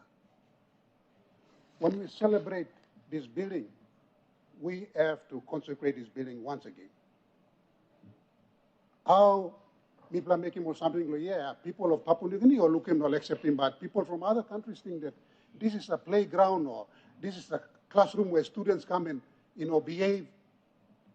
People come up with some lawyer, Mr. Speaker. Maybe after this program, that time we go next 41 years, celebrating this Parliament, now him go. You must bring him some kind of sensitivity back to Parliament. We must respect this house, Mr. Speaker. Another point, Mr. Speaker, I mean, like making him about him separation of powers. I think I'm second last point now, but me finish. Mr. Speaker, when our forefathers, when they wrote the Constitution, they saw the importance of keeping those three powers separate. Because if we allow one power to be more, to interfere in all other, bodies of government, the three branches of government, then there'll be no one to provide accountability, Mr. Speaker. So constitutional officers were put specifically for that reason, Mr. Speaker. Constitutional officers were put specifically to hold the executive arm of government to account. Mr. Speaker, now we see, ministers being appointed to head constitutional offices. And it's being done from this house, Mr. Speaker. When we don't have checks and balances in our system, country bago bagarap, Mr. Speaker. So those things, from this time forward, you must try and long establishing back, you must correct them, Mr. Speaker. It's very important we have to do that. Now, to conclude, let me just remind us, this house is the cradle of liberal democracy. And I will read to you the 7 principles of liberal democracy. Liberal democracy is about popular sovereignty, meaning that it's the people who appoint us to this house. The power we hold now belongs to the people. It's not our powers. Number 2, there must be free and fair election, Mr. Speaker. Free and fair election. You appoint a man good, come into the parliament, no other problem, establish society. Number 3, the rule of law. We must establish the rule of law. Number 4, protection of, the rights and freedoms of our people. Number 5, separation of powers. Number 6, the independence of judiciary, Mr. Speaker. Number 7, there must be unity amongst the different diverse groups we have in this country, Mr. Speaker. Number 8, there must be accountability and transparency. There must be respect for minority rights and civil society and democratic participation in all forms of government. Mr. Speaker, to conclude, I want to reaffirm the words spoken by the Honorable Member for Sinasina Yungumu. Mr. Speaker, if we can't read the entire Constitution, we must read the preamble. The preamble lays the foundation for governance in this country. The Constitution gives us the powers that we enjoy today, gives power to this House, gives powers to all of us and all forms of government. Now, if we can't read the entire Constitution, I can't read the entire Constitution because I'm not a lawyer, but I can read the preamble. The preamble talks about equal participation and distribution of resources, Mr. Speaker. On the verge of independence, 50 years independence celebration, the country is very divided, Mr. Speaker. Let me say that. It's very divided because you got one group of people who seem to be enjoying all the luxury and privileges of this country, and the rest of them feel left out. Mr. Speaker, you must make him fair. You may sit on the opposition. One day you plan line lab, I'm sitting on the opposition too. Yaman, you see, this kind talk to cash flow problem. Na you plan depriving me of all development funds. I mean, no good. On the verge of independence, we know I want something by block or talk more people. Mipla Tokamolo se Mipla sa unfair, and they give him resources to some group of people. Now some son Mipla Krimo. What is there for you guys to tell the people on the independence celebration?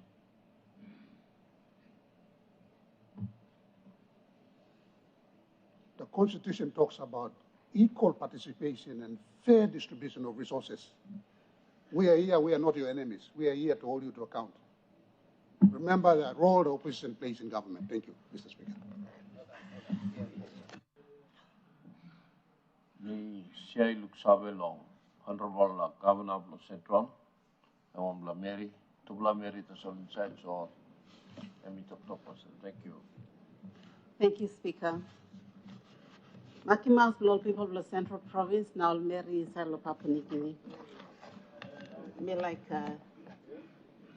contribute to this debate. First of all, me like congratulating you as you sit down as a speaker in this House of Parliament, the assistant deputy speaker and assistant speakers, and the staff of Parliament, clerk and all the staff of Parliament.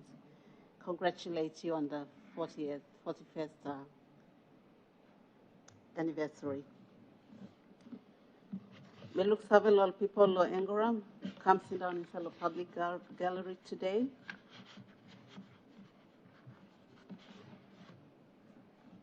Now, me like acknowledging all get a talk we all senior leaders, now leaders, the parliament is making today. Plenty all good talk, na strong talk, le helping you me as political leaders of today. How about you me playing role play you me also elected leaders now. Serving all people play you me, each constituent and the country as a whole. So I acknowledge and respect also on behalf of the people of Central Province and the women of Papua New Guinea, the founding fathers and mothers of this nation. In particular, in mothers, I want to acknowledge Dame Josephine Abijah as a founding mother of this nation.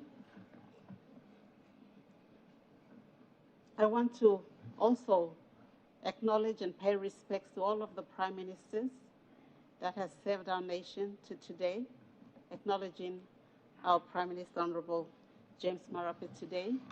It's very easy for us and the people to say all kinds of things, but I think that's the hottest chair and that's the most difficult chair. And so I want to acknowledge all of the prime ministers and their contributions to this nation. Similarly, I also acknowledge all the state ministers since to today for the role that they play, and it's very challenging. I'll get the governors too. Me look savelo yumi sindanlo here. The provinces that you may run is a tough job. And of course, all the members of parliament.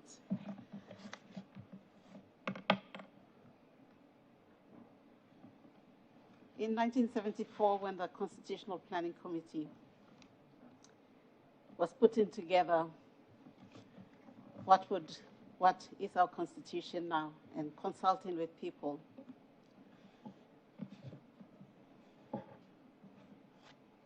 I think it was a tough job. But we recently had our Papua Governors Dialogue, and we had Dr. John Momis come and speak to us as a member of the Constitutional Planning Committee. And he mentioned the intent of the Constitution was for decentralization of powers, right back down to the provinces and to the local level governments. And in my view, since we got independence up until now, I think, amongst other things, I think the most important thing that we overlooked was empowering our people to meaningfully engage in development. That includes how they vote, voting responsibly. That includes them telling us through the local level government and the wards what their priorities are, and for us members of parliament to allocate resources according to what they identify at ward level as their priorities in an inclusive and participatory manner.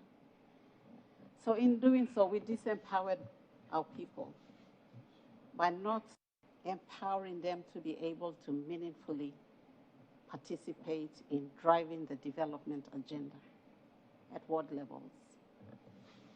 I'm thankful that we have a project now with the World Bank and Government of Papua New Guinea, the Rural Service Delivery Program, which does exactly that.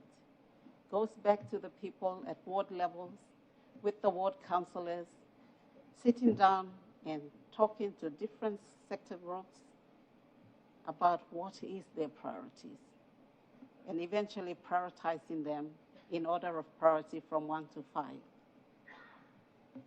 And if you implement that, our people will have their most important critical needs satisfied.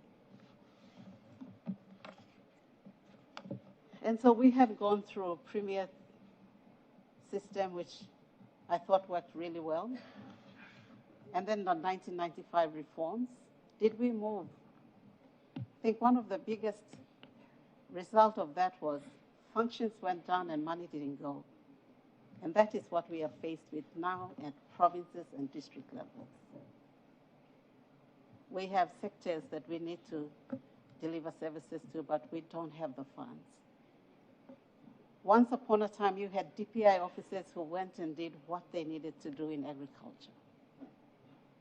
Extension services, now you don't have them. There was a time we had commodity agencies doing extension work. CIC had an extension arm, a whole arm of CIC was performing extension functions throughout the coffee growing provinces. And so definitely, decentralization, we have to look at it, continue to look at it critically. Because therein lies the development and the unity of this country.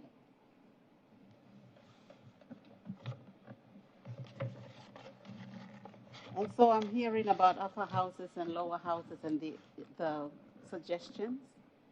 But I think we need to have a group that really looks at all of these different suggestions that we are making, because as Arno said, we adopted a Westminster system. The culture is theirs, and we left the culture, or well, some of the culture is here, but it's clearly diluted by our own culture here. And so, what is the form of political structure that best suits Papua New Guinea? And I know we are making way, and I commend the Minister for provincial government, provincial and local level governments, and his staff for what they're doing. The governors have already, through the Governors Conference, National Governors Conference, have already made our recommendations. And so those are things that I commend the government is already doing, but, you know, going forward, amidst all of the fast-changing environment within the country, we need to be thinking about this thing seriously and considering all of the options that we have. But I think the fundamental point I want to make is whatever system we go through, it has to be unique. It has to reflect Papua New Guinean context. We can't borrow from somewhere and copy-paste, because we saw that 1995 reforms hasn't worked. And so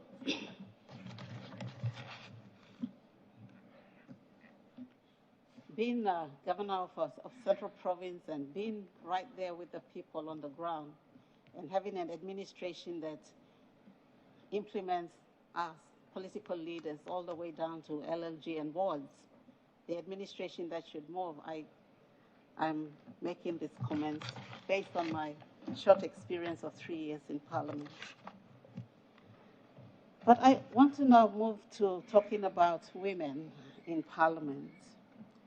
This is the 11th Parliament, and we've had two consecutive terms in 1992 and 97. 1992 to 1987 to 1997, two terms of Parliament where we did not have women represented on the floor of Parliament. And in 2017 elections, we had no women in, from 2012 elections, we did not have women in Parliament. So that's 3 terms in 11 parliaments that we did not have women as political leaders. Before I came into this Parliament, there was a time that I did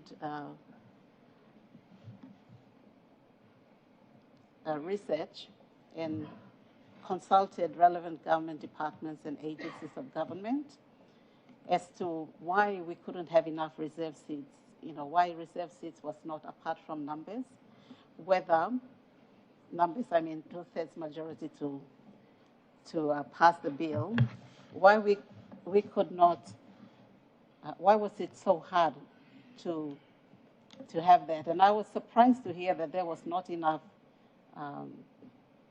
space here in the chamber to accommodate women at that time. Subsequently, when we started creating new seats for open members, it shocked me that we did have space, but we did not consider bringing women into Parliament. And so, during the history of our political journey, we've only had about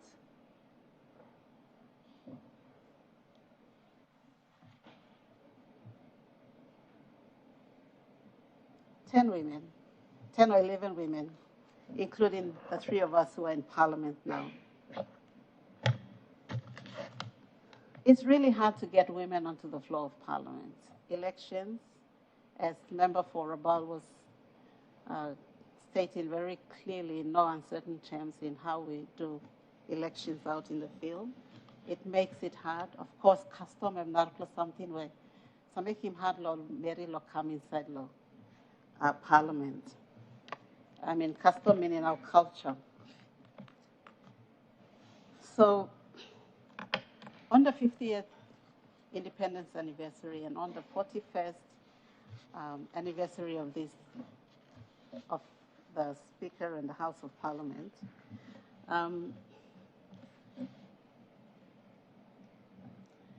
we need to be, as leaders of today, we need to be thinking seriously about how do we increase the number of women? How do we get more women on the floor of Parliament? And let me share an example with you in terms of how customs play a big role. I had to consult with all of the chiefs of Guelala to be able to make them understand that coming into Parliament is not about women taking away your chieftaincy role and responsibilities. This is a Westminster system. And I had to explain what that means for them to understand. So coming here and hearing the word houseman used.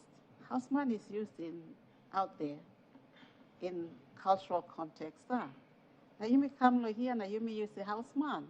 Automatically, I feel left out. And I'm not supposed to feel that. And I think that is one of the terms that we need to rethink. Is this houseman? It's supposed to be a parliament where it represents the people of Papua New Guinea, 50% of whom are women. And so I wanted to just make that observation and at this time. So my recommendation is I'll just make one recommendation. There's already a lot of work happening on decentralization. I won't say any more about that. In terms of the recent Papua Governors Conference, we've already made our statement very clear, which is to support our provinces so they become independent, they become economically, financially independent. And we will do that ourselves through economic integration and all of that, but we're also looking at government in terms of some of the recommendations that have already been made through the Governors Conference. Honorable, on the case of women, Honorable Governor, to interrupt him, we all have 10 minutes to say what we must say. Now, you are Bruce, time, Bruce, so you round him up, talk. Thank you. Thank you, Mr. Speaker. So, Losai Blolmeri now, Bami like talk all Sam. You got 3+ seats appointed or nominated seats semi-staff. So, during this term of Parliament, Bami kisim kam monpla suggestion lo how ba you may look la displa 3 nominated seats. So, suppose we talk several all members of Parliament now that there's already work done on how we want to those 3 women to be nominated. So in due course, when we are presenting them at some time, we will probably raise it as a matter of public interest, but in terms of actual how to have those women, how to bring it to the floor of Parliament, that's also been worked out as well. So at some point, I will be bringing it forward. Thank you very much, Speaker, for giving me the opportunity. Honorable members, before me, Maki Wonbla, Speaker Ken, Honorable Member, talk. Me like talk clear also, email Sam. Time you may allocate him, 10 minutes. So you try and put him talk you inside this 10 minutes. You plug in the screen, you plug half side screen, no have timing stop. Online half side, you look at the screen here, and timing is up, 10 minutes is up. So as you speak, time will come down because you may that plenty program outside na by go having one and long day. So no good by me kirab lo 1 o'clock, so also na me make him this talk sabe can all members select talk. Thank you. Deputy Prime Minister. Thank you, Mr. Speaker. I'd like to stand here on the eve of the 41st anniversary to contribute to congratulating the House.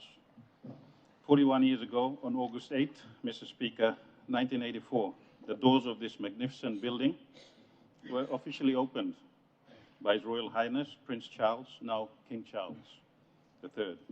It's a very proud and historic moment for Papua New Guinea.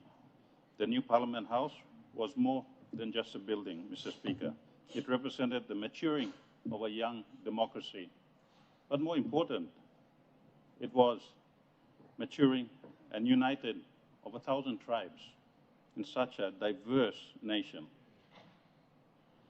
But it also was a commitment to charting our own course as an independent nation, guided by our forefathers and the likes of Sir Michael Somare, Papa Blokantri, Sir Julius Chan, and many others.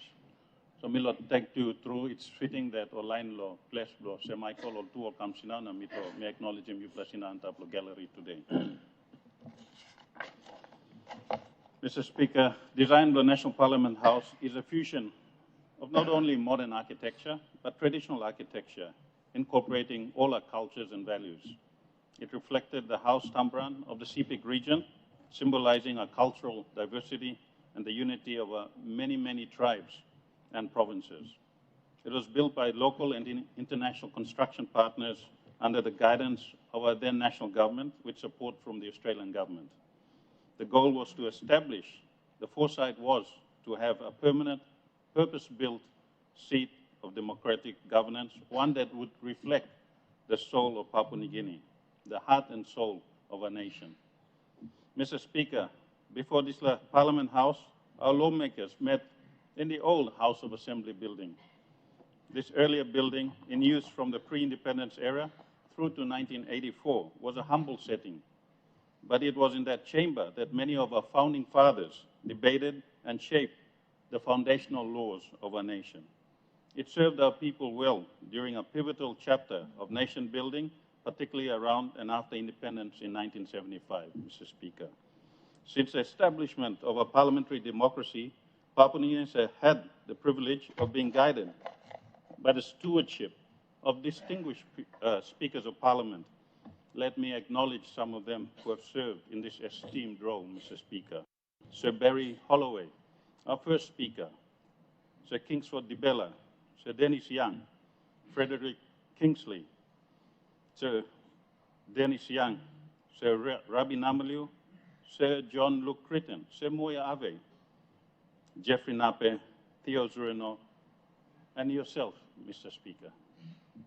Like you, these are some of our leaders who took up the role and before our time in this honorable House. I want to also acknowledge those who have served as Speaker, which I have not mentioned earlier, both in an acting capacity or a permanent capacity. As of 2025, our Parliament has completed 10 full parliamentary terms, as it is now in its 11th term. These terms have shaped the legislative framework of our economy, Mr. Speaker, education, health, land, environment, and governance. This is a house where we make laws for the foundation of our country, of our children, and of our future. Mr. Speaker, today we not only celebrate this building, but we also celebrate the institution of Parliament, the heartbeat of our democracy. As pointed out by many speakers here today, pointed out our flaws, made critics, constructive criticism, and urged a pathway forward for the future of our nation. Through this House, we have debated differences, scrutinized governments, and also represented our people from the various regions of our diverse country, from the highlands to the islands, from the coastlines to our riverbanks, from the valleys to the seas. This Parliament House has seen moments of great unity and times of robust disagreement. But that is the essence of democracy, which remains constant in our shared commitment to building a stronger Papua New Guinea for us all. As Deputy Prime Minister and Member for Lae, Mr. Speaker, I take great pride in being part of this living institution. When we were all small children, everyone who came here to Port Moresby, the first thing they wanted to see was a national parliament. It was a symbol of democracy, a symbol of pride, Mr. Speaker. And I was very privileged to stand outside and visit Parliament House when I was a small boy, and now very privileged to be standing and representing my people in this very esteemed House, Mr. Speaker. I salute all current and former members of Parliament, speakers, staff of the parliamentary services, and the people of Papua New Guinea who give this institution its purpose. This is why we represent them.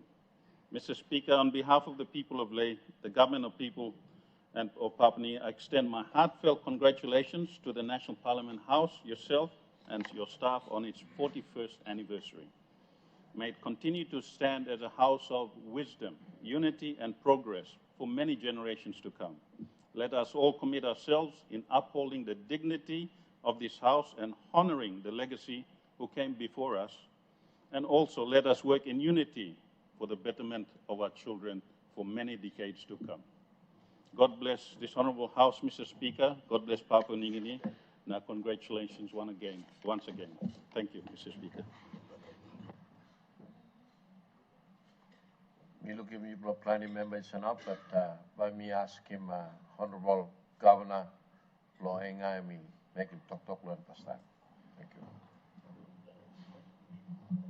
Thank you, Mr. Speaker. Need to like join him all honorable leaders play me lo country. Long firstly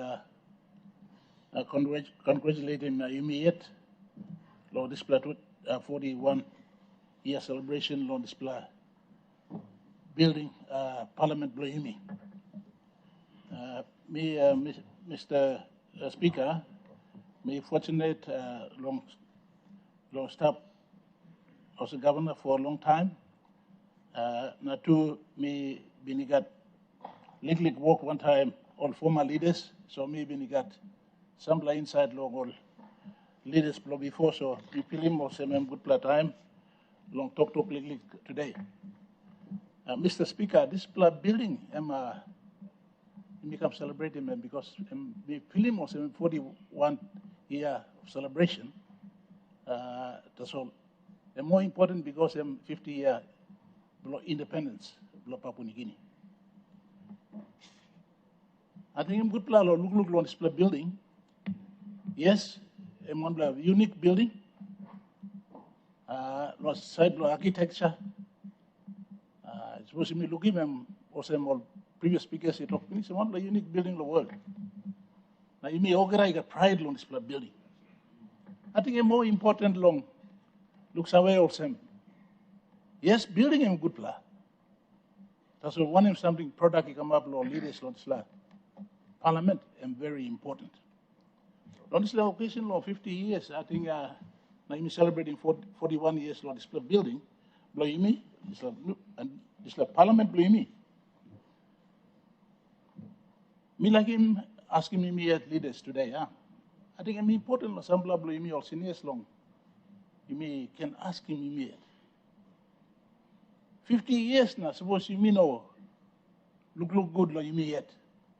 How you may travel last 50 years he come. Now you may not spread him good or laying good the foundation for next 50 years. And by me miss him. This responsibility blow you me. Awesome leaders from this country. So the experience blow me, Mr. Speaker. Me been fortunate to work one time late September. Time me been staff leader of opposition. Time me losing school or 76, me go work one time, me go 76, you go 78. Now me got privilege long look him.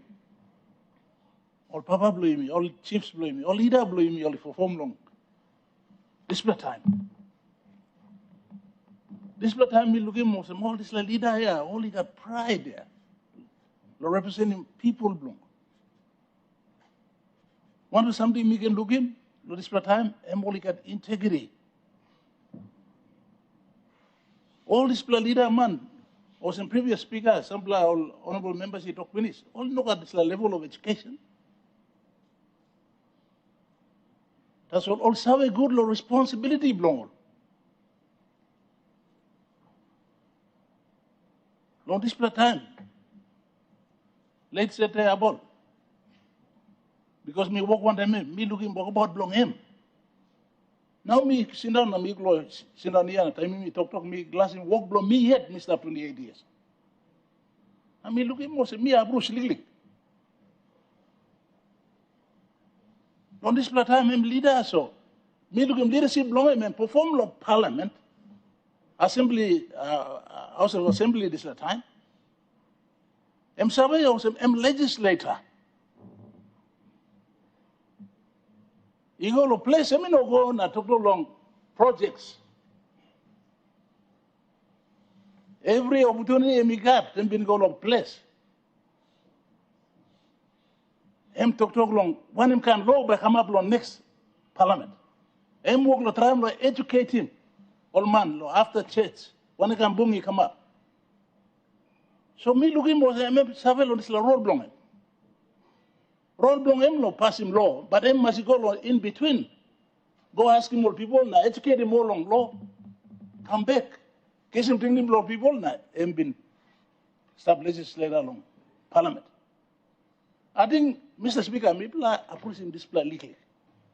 I mean good plan me honorable members of Parliament look on this plan. First job lo me long legislate. You may start one legislature. So me like losing thinking of assembly so that people are honorable. Most of you are young leaders who are coming up. You may must thinking writing law now concentrate. Now thinking long how big our country should be, how progressive our country should be into the future. You may not can get this thinking long where this thinking long inequality, now all this plus something come up because we are focused now in this last 10, 12 years about projects and money. That's why we are now talking about inequality. Before, no man, no leader complained on this plan because the systems were working. Systems were delivering. Now, Honorable Speaker, Miller Torkelson, we reach one crossroad where you know looking all quality leaders sitting on this parliament. Mindset of people blame me in or looking member or legislator. Mindset of people think also me project managers. Each tribe wants to take control of 10 million kina. So only no look long leadership also vote before. Now total house line by only controlling this 10 million. Every year for the next 5 years, only can only 50 million. And now lo election now you looking Brisigo. Only no fight lo come up leader and a good leader of parliament. No God. All 5 to 10 million there. So Mr. Speaker, through you, Mr. Prime Minister, I think we have to find a way to allowing funds to still go to the districts, but you got system working. You got a province system working. You mean leader machine loyana, write him law, provide him leadership law country. And I also want to say this, Mr. Speaker. We have to not look inwards and think small. We have to think big about how great our country should be. So, the experience below me looking, the time below late set coming up now. Me feeling also me yet to me guilty on this plan. Me total a project to mass. Me no go around to talk one more people, educate them all. Law one nubla law come up. I have in fact not even talked about any new laws to my people, and I feel guilty. Because I'm sitting on here, me thinking back law set about law blame na me think me abuse me. So me asking me over law number one work blame. Time all bills come lo here. All this law all blame and by also carrying this all bill go back long. Or people talk to one and all asking all one is saying or thinking now also come back now working law stuff.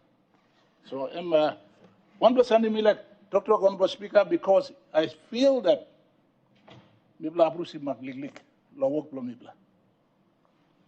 So it is about time. Now 50 years now. You mean leader you mean here, you mean enough over time? Some of us are lucky to be here for a long time. Some play no now. But you mean over I go long place here? A place you must have all right. And the way to make the place all right is this parliament. You got opportunity to make this country better. So as always, Mr. Speaker, this parliament, you must own up. You must, now in 41 years, I may celebrate along this parliament, believe me, but more importantly, this is 50 years of independence. I'm good time long. Look the future long. Pigni blah, you be in a country blah me. So you must have also this house of parliament or parliament blah you me. In a sacred place and one place where you may overcome, you may boom, and look out in country blah you me stop. So Mr. Speaker, suppose you may look the country blah you mean over time you may be critical and talk straight. Like something you go Bruce. And we are not doing favor to this country. So me like Mr. Speaker, talk also this house, especially this seat you, Honorable Speaker, you see now no Plan Speaker I talk with how important the chair is. In the past, we've had some challenges. This law challenge been come up here. You may say finish. You may plan it long here. You may 30 months. 4 terms you sit down on this parliament, you miss have a finish. Suppose something you go wrong, you must correct him. You must correct him. You not can hide him stuff.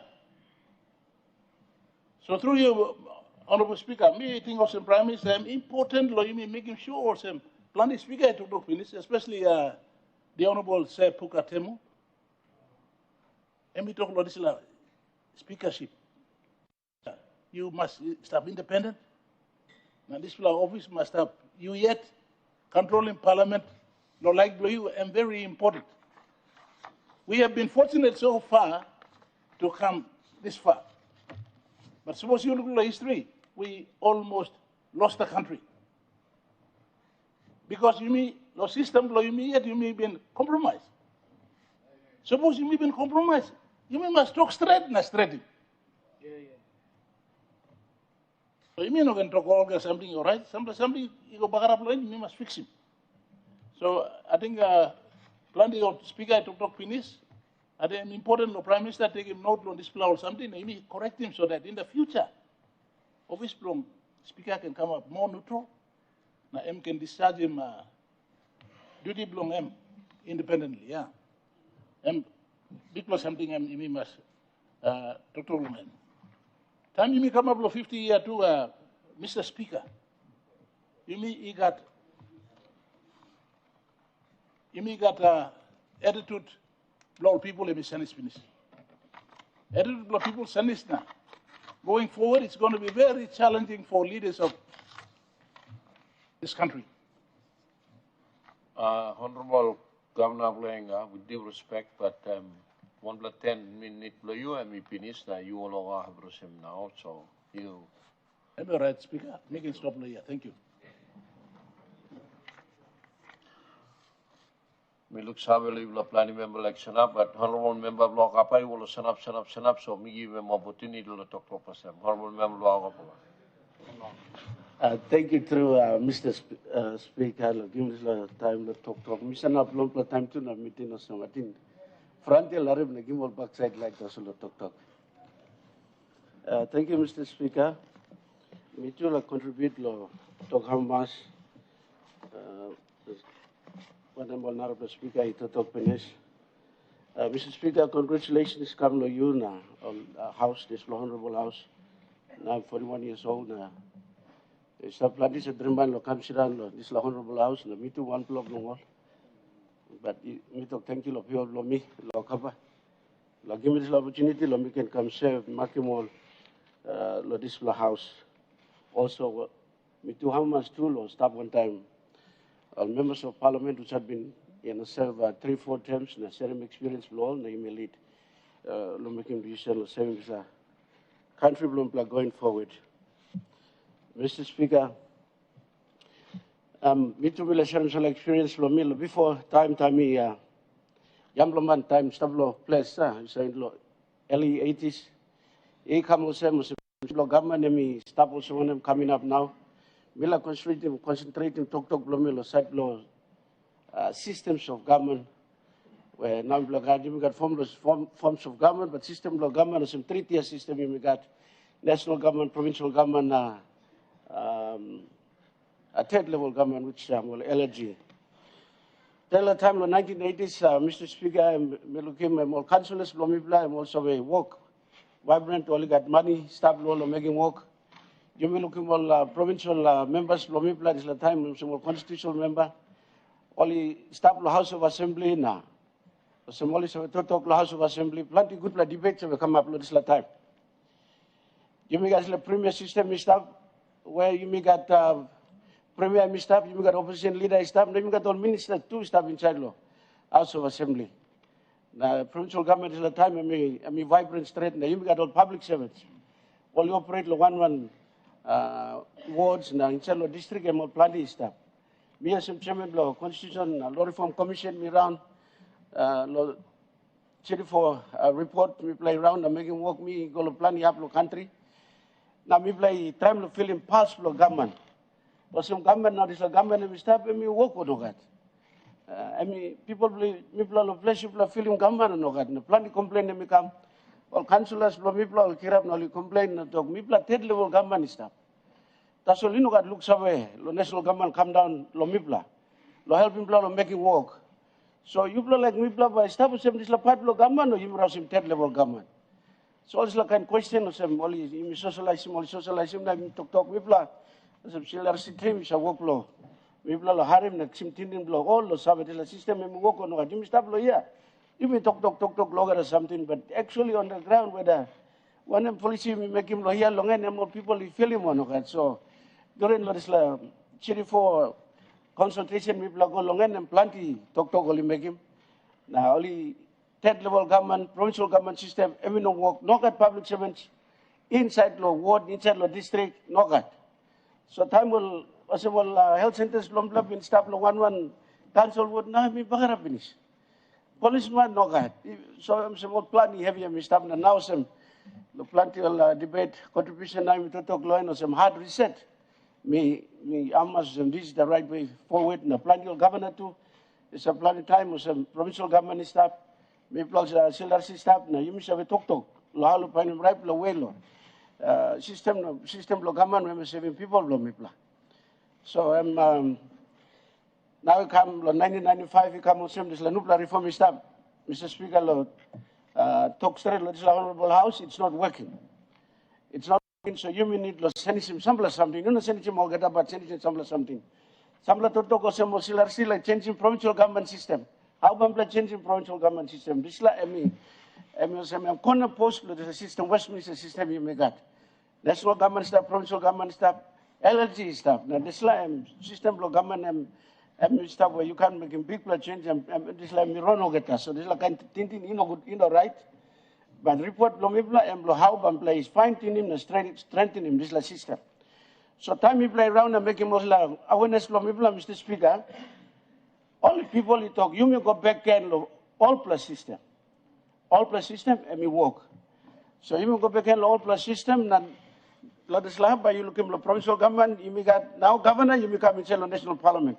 Governor now justice debate or some governor blow or talk some learning blow governor go back and provincial government. You may stop have. Yeah, must this level blow good plan neck or some now governor will go through my learning more governor the Latin into a stop capsule report Lomibla. Well, governor must go back and province and stop or some premier system is working. So learning more governor go back and stop the province one or some premier system and we work. You may go back to have all got is a speaker of law staff, opposition staff. Then now you got the LLG president. Formerly it's some constitutional member. It's just the name of change. So you put him on go back and some constitutional member. Now then all councillors must make it work. Now me like talk thank you. Now congratulate my minister of provincial and local level affairs. Bill last time me pass him. I'm crying lot people now councillors low place. So me talk some TV all councillors watching me stop. Lo have you stop. I'm crying you blind work lo CLRC where you may work one time partnership one time provincial and local level government affairs where now we come up with loan and now by some money where you mandate but time you go talk because they are the front line of leadership on the ground. So time will go na talk nothing. Now only make 1+7 people talk hey you member the leader now can't have the slap I make one. Then all time will backside no got money lo help more little something so plan your councillors blood triangle. All same. But all holy leadership next time. So now some you make him the additional help him on. Have a boost morale blow and they'll be actively on the front seat, never making work. So time me come back some provincial government system, animal governance I agree report established city 1 report, may play adaptive Kamlo city 4 report now which I'll table it in parliament very soon. So time we table him this like we can socialize and discuss this time. And you must make him sample decent. Times has changed. He's 50 years old now, so it's a Bible to him to all say, you don't put him dupla wine, you go and say, Lord, wine skin, never brook here. So this is a generation now, you will stuff. I'm on plenty of nupla generation when mindset law them different. Time to him become him nupla time now, so you must send him law. So now time in am right. Okay, you need to talk about bicameral system. Now you mean unicameral system, it's the bicameral system too, capture the report. Governors, you go stop premier, you by still come to this upper house now by cameral system. You mean introduce him. So you will have, the governors will have the upper house, and then lower house, so will no more member by staff. So any decision of the executive government of the day, they will be checked and balanced. So I must you got this bicameral system too, you must introduce him. So Cyprus sit on the parliament. And you can use him to the same parliament. Lower house can use him to the parliament long blood time. The next day, if I got another blood time long, upper house will sit down and discuss the progress in the decision of government. So me like making little contribution to this side. Time has come. We have to make a change. That side, there was some side election of prime minister too. Prime Minister now, Mr. was some thinking blow. City for report, some people will vote him prime minister, or you make him some of the things within the current system. So those people will vote him prime minister. Then you mean parliament now, so you can make him use him one kind of system, or somehow you make him governor general. Parliament, but vet him, leader of leader, lo flow of parliament. Now you make more people, so 4 plus 5 plus man. All put him hand up and run us some PNG open. So time make more sense, you cut him plant with seeds of unnecessary resources where you may go hold him camp, now you may make him kind of number. I'm sorry, disorient him was some programs department now. Little politics inside the department, kind of also kind thinking too. You must ready to accept him now you may move forward. So one time this level me to thank you me Speaker Hamaslo. Leadership you now, some congratulations for the second 41 years old side of parliament. Thank you. Honorable Governor of Long West Britain.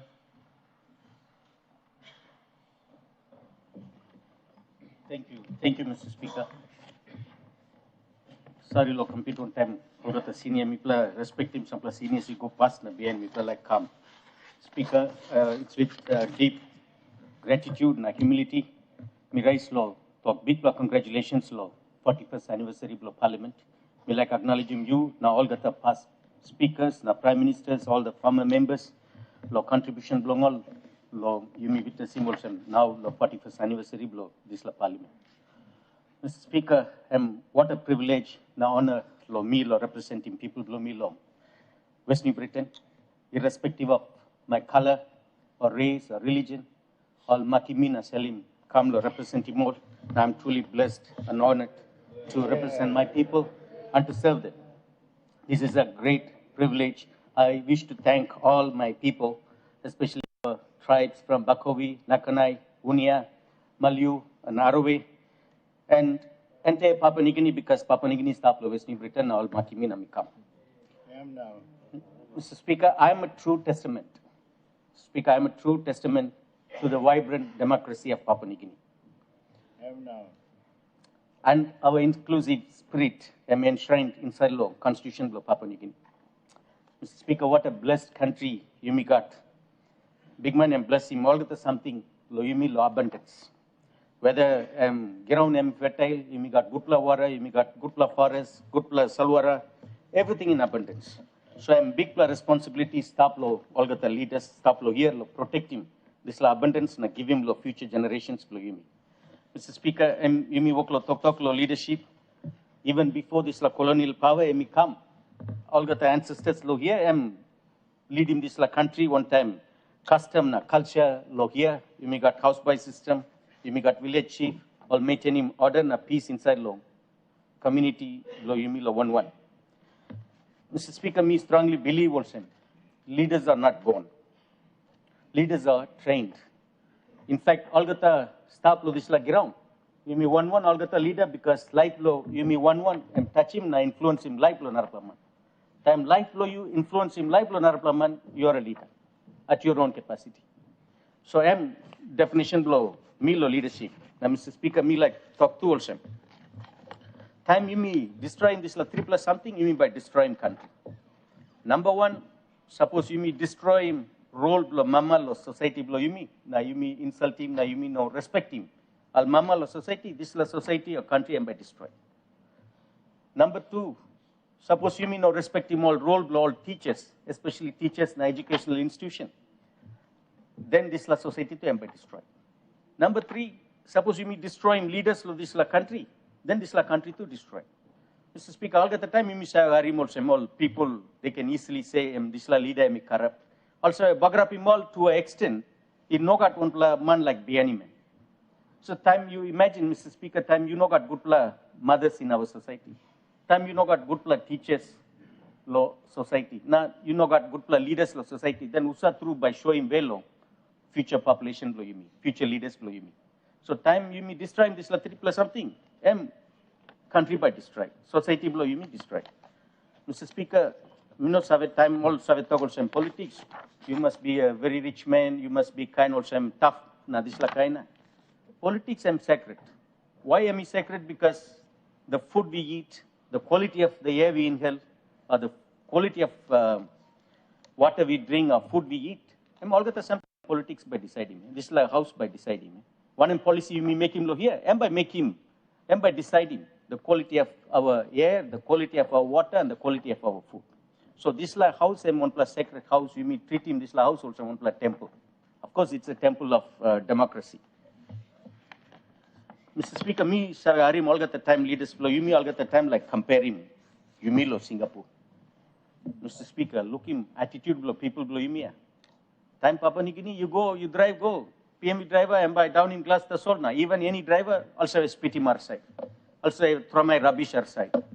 Time you go to Singapore, you by discipline through. You no throw my on plus something. You chew on plus something. You hold him lo packet blow you. Paper you by packet blow you. Because also suppose I'll catch him you.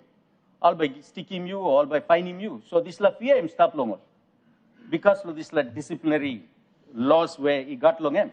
Maybe now through whether any camera work or you know work, but mentally we are prepared. Time you go to Singapore, you say also you must behave. As soon as you come to Papa Nikini, you by drive car na, just throw my own boy ski no, you say throw my rubbish na, without any care. But then we talk about we want to compare with Singapore. You like compare one time Singapore, then you may change my attitude, yeah. You may change my attitude, then you may by come up also from Singapore. Yeah? The greatest discovery in our generation, Mr. Speaker. If you change your attitude, you can change your life immediately, on the second, at any point of time. You may say, look into also, you may got one kind sick, this la, as much as it's a proud word, talk also one talk, but this la word to bring him some kind also self-interest na, nepotism na. You may win come, time all work lo come na, ask him lo help him, people like come. Mr. Speaker, why my people always likes me is I treat everyone equal. Everyone is equal to me. Like in front of me, when they come, minus I look him all below Thalsia, all below Sipik, all below Highlands, everyone is equal. But some time you may lead us to, you may say a thing also. Also talk also, oh, you know what you mean, so why me by alvim you? All by Rausimulo, office belong all of this slide. Time you may kiss him mandate, now you may come. We're supposed to treat everyone equal. Like in this house also. You may all get the mandated leaders. Everyone should be treated equal, whether in government or in opposition. I remember one time I said, every time all newspapers are quoting me also, sitting in opposition is not a death sentence. Speaker, when now me amamas to look him, Minister Sore asked him, pass him law also, irrespective of when I'm up, you sit down, and put him this funding and also one mandated funds, lot 2 plus side one time. So these are the reforms you may need to make. Speaker, another something too. You should ask him, people all get the time, stand up na, vote. Minu savelo one principle belong, maybe you like also, you talk also, you play money enough, no, stand up, no vote. But some time, me looking lo Parliament, lo narapla happy, you got button lo here. One play red button stop, now one play green button stop, now one play yellow button. Suppose me pressing red, me talk no.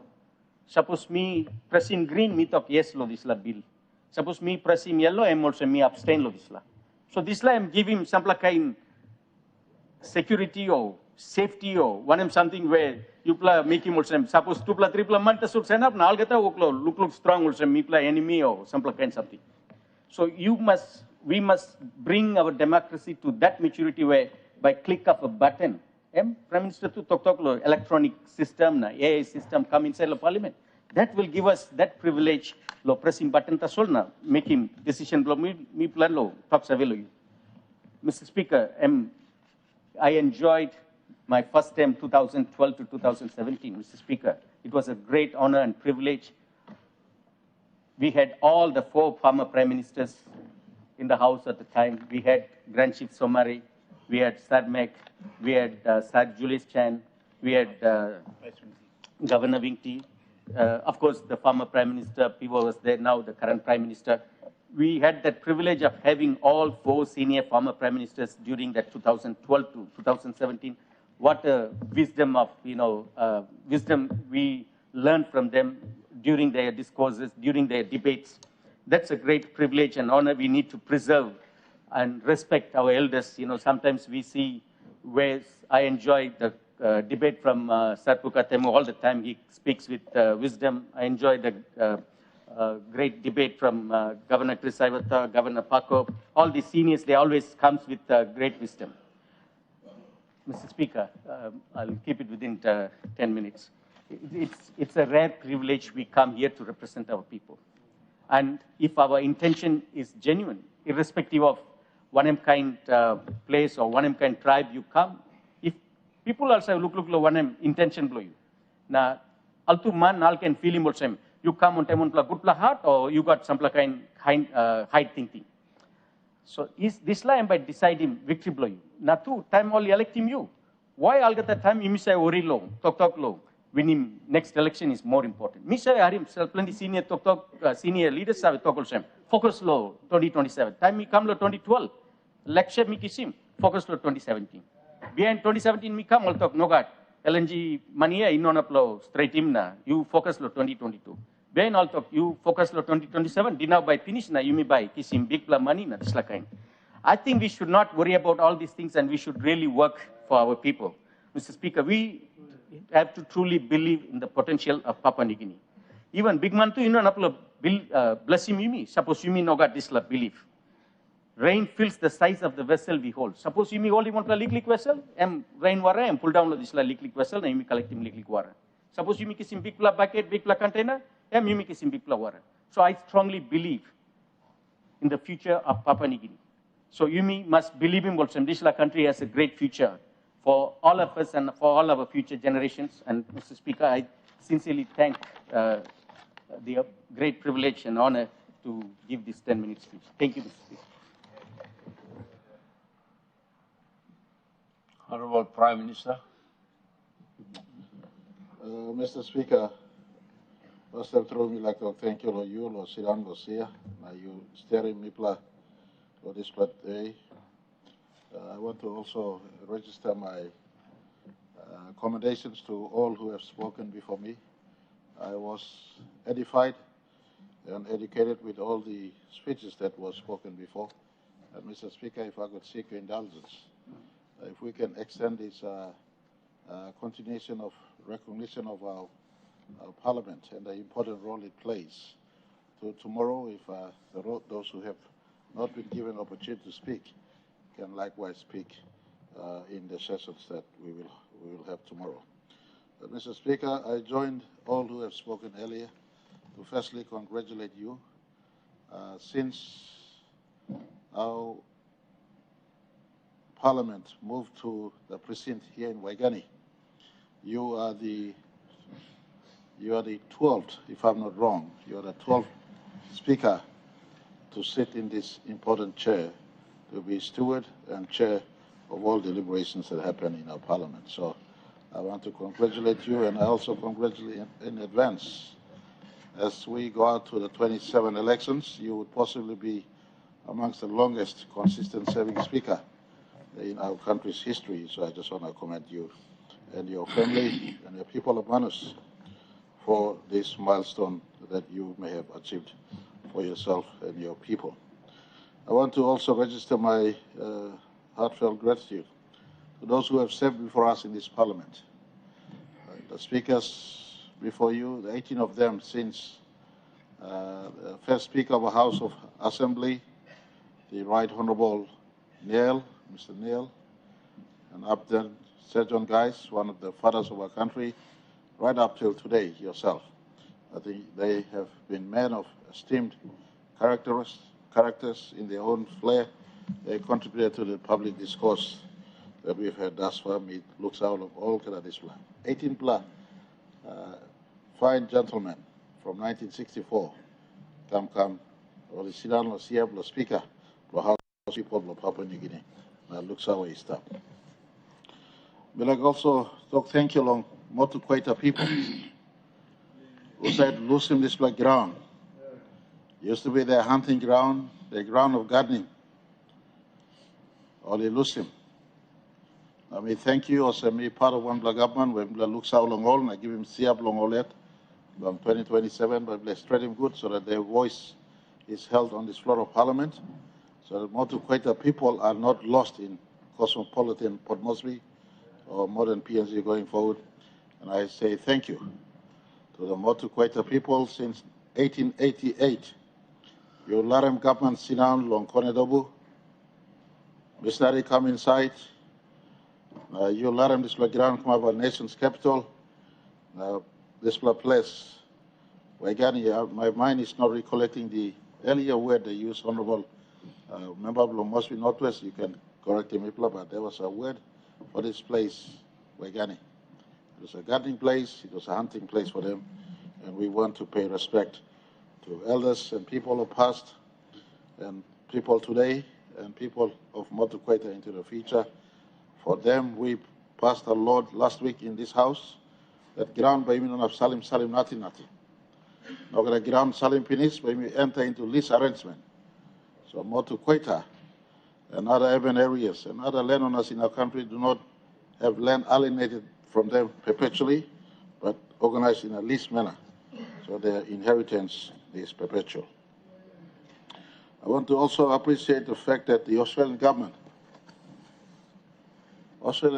gifted us this building. It was financed by Australian government, constructed by a New Zealand Papua New Guinea company. So to the Australian taxpayers, 9 years after we gained independence in 1975, as it was before 75, up till 75 and up till today, Australia taxpayers and Australian governments have stood with us every step of the way up till today. Papua New Guinean children, we don't take them for granted. We must not take them for granted. Lest we forget, they became a country themselves in 1906. As they became a country themselves in 1906 or 1901 thereabouts, responsibility over the territory of Papua New Guinea, especially in the first instance territory of Papua, was cast to them in 1906. And in 1945 they subsumed responsibility over also territory of New Guinea. And so they were not yet an established nation themselves like the West in Europe. They were still an emerging nation themselves, a group of colonies that were amalgamated into one federated, and they also subsumed the oversight of the territory of Papua and territory of New Guinea. And so we want to appreciate the people of Australia for their continued reach out. Whilst we sometimes have our down moments, but in the rugby league field or in government debates or business interest. But on this floor, Mr. Speaker, at this time, I just want to register people's appreciation. Almost 50 years on since our independence, and 41 years on since the first entry of this magnificent building. They contributed, and I want to say we appreciate them. This house is not just a structure of timber, glass, and stone. Really, it is the heartbeat of our democracy. From the wombs of this house, governments are formed. Mr. Speaker, since 1984, 14 governments have been formed in this floor of Parliament. Whilst we may have a fair set of contests and ups and downs, in as far as democracy is concerned, 14 times this House saw transaction of government formations, changes of leadership. Standing here before you, Mr. Speaker, who would have thought that 1975, a boy living in the remotest of remote, from the last of the last, and today amongst the least of the least, the member for Taripori would be the 8th Prime Minister of our country. I want to thank this wonderful institution for being an enabler of equality, that amongst a house of equal, someone can emerge from the ranks. On the 30th of May 2019, I became the 14th time a Prime Minister was elected on the floor of this House. I want to say thank you to the 101 members who stood in support to elect a member for Taripori into the most important chair in as far as the executive government is concerned. And on behalf of my wife, Rachel, our 6 children, the entire people of Taripori, I just want to say thank you to all of you. And I want to say, Mr. Speaker, I stand here humbled by the fact that we have much more to do for our country. And I don't take offense when opposition speak with criticism that is constructive to ensure we get on doing what we must do. This is the role of government, to listen to constructive criticisms. Together, we make a difference for our country. Challenges remain still big. Our democracy has fragility all around. It requires all of us to nurture this democracy. And as the member for Senior correctly pointed to us this morning, we don't abandon the core principles. Time changes, technology emerges, generations changes, but some things don't change. Fundamentally, value systems don't change. So value systems, that is a principle of democracy that must never be altered going forward. Mr. Speaker, even in the joy of our 50th anniversary, we have some moments that almost casted shadow of doubt of our democracy. I point to us 2 moments in the midst of many moments. There was a moment when a sitting Prime Minister tried his best to preserve democracy, yet he was chased out by the security forces from this precinct.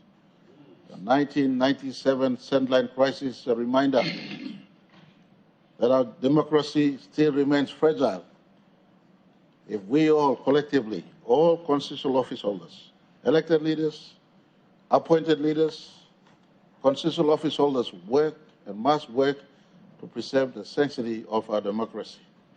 The Somare generation, and I thank the chiefs from Angoram, the Somare generation birthed something out of nothing. It was an abstract in the minds of many. Plenty things have not come up. Plenty of one bullet blew me. Today of South Australia. They were given opportunity to whether stop long Papua New Guinea or go to Australia at 1975, 74. All of them here go to Australia. All stop them. All things of some country were punda. Plenty of second generation, third generation naturalized citizens blew me too. 1975, they were given opportunity to stop there or go to Australia. All of them go to Australia. I want to thank few of the Caucasians. I think about the likes of the late Ken Fairweather and many of the earlier generation businessmen and Caucasians, Papua New Guinea, who believed in our country and rallied on at 1975 to remain in this country. The Chinese investors, all this second, third generation online Los Angeles, our generation block and all stop here in the country. I work on them, indigenous Papua New Guineans from 75, 50 years on, we remain. This parliament has seen fragilities.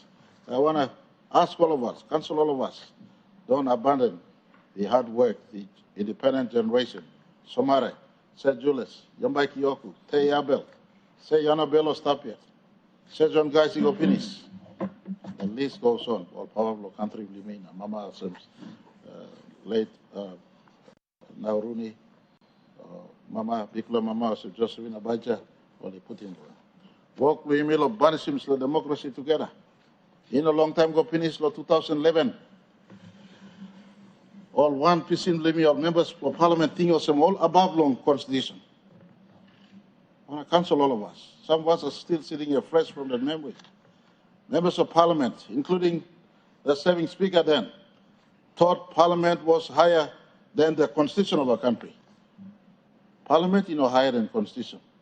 Constitution higher than parliament. You like sensitive constitution? Get some mandate law people? Get some consultation law people? Constitution and one rule book. 2011, this country almost was split into half. I want to take this time to say thank you to Grand Chief Sam Michael Thomas Somare. Tromplaman, Truplaman, Stretplaman. You may Ogara must line him example blogan. I want to, in this speech today, pay respect to the greatest Papua New Guinea ever lived. I was privileged to have served as his tea boy, as his work boy, as his couscous, as his paper runner, legal minister of Logan. I saw him one of the greatest ever. 2011, I was with him on the other side in defense of our constitution. When the supermajority felt because majority was on their side, they can break the constitution. Even against court ruling, Mr. Speaker. If you mean Hamas, you mean go to court. Now when I'm court making ruling, you may be any. You mean no authority in a rule on its own, Mr. Speaker. Even you, Sinalos here, you siamentaso. You make a point of order. So 2011, I think it should be grandstanding those issues. The matter has been dealt in court. You should see the last Supreme Court readings to understand what really transpired. Don't come here and criticize what is an event that is supposed to be of celebration. You know, you have to play your own politics. Stop using other people. You are just grandstanding to patronize this issue. So, Mr. Speaker, rule him, make a ruling to this effect. He's continuously referring. When was the country in battle, Mr. Speaker? The parliamentary majority ruled. That's what numbers are for. That's why we respect this, and that's why you're sitting in this chair, Mr. Speaker. It's not about abusing the Constitution. Just I refer you to the last Supreme Court decision, and it will guide you and your thinking and your patronizing, Mr. Speaker. Thank you. Honourable Prime Minister. Mr. Speaker, the Supreme Court ruled Somare was legitimate Prime Minister in 2011, on record. On record. This Parliament came and called the greatest man ever lived a stranger in his house. I want to counsel all members of Parliament. Constitution governs how we operate. Not just majority. Majority, but majority under the ambit and operation of the law. It must be majority under the ambit and operation of the law. James Marape will not be here forever. Young Papua New Guineans, our democracy is still fragile. Respect democracy in its fullest. This is the house of democracy. And I'll stop here now. I'll go on to Somare. I was up close with him. The court ruled in Somare's favor. I'm making reference to Somare. We went back. You know, those of you who were with the then O'Neill government, you came into the Morata House. I was last man standing defending the chair. I said, this was Somare's chair. This is Somare's chair. No wonder why, right after O'Neill, I became the Prime Minister after Somare. And we went back, the old man, the greatest man. You know what he told us? Don't fight. Don't fight. He exactly went to what Mr. O'Neill said. It's okay, I'll bring him low, but election come up close to Golo election. Must kill or fight. You know, all civic, you know, Mangilai. Only got police, only got army. Only got over something. Only in a fight too. Now people are sambla to stop on them all. But the greatest man taught me and all of us the power of respecting this house. Even at the cost of his own seat, the fact that law was broken. Mr. Speaker, may I like point him you. One plus talk where I think Governor Haveta talk Sepuga talk important. We must reform now. House side speaker is elected. Straight in Parliament, House side committee is straight in good now. Committee work. Because these fragilities, you may not straight him good, the fundamental structure, you may not straight him. We will carry this weakness into the future. I saw a glimpse of possibility of Parliament majority abusing Constitution. In 2011, if it weren't for the hand of Somare, we would be in a chaotic situation. There were 2 defense force commanders at that time, Mr. Speaker, lest you forget. There were 2 police commissioners at that time, lest you forget. There were 2 chief secretaries at that time, lest you forget. One from Parliament, one from the National Executive. It is time, all of us today, at the face of our 50th, we have to restore this because we are just passing through time. We're passing through time. The structure we live must be a solid structure that gives shade to the children of this country who will come after us. We got another point of order. What's your point of order, Member Lava? Yes, a very small point to be on the record, because conclusion of the process that the Honorable Prime Minister is complaining about, court decision supporting Grand Chief, was concluded by the decision by the head of state. The Governor General allowed the swearing in of the Prime Minister Peter O'Neill then. So all followed. Law, Parliament spoke, Gigi accepted, Gigi swore in. Thank you. Honorable Prime Minister. All right, point accepted. The end doesn't justify the means. The means must always be consistent with the Constitution. Constitution must be the common rule book.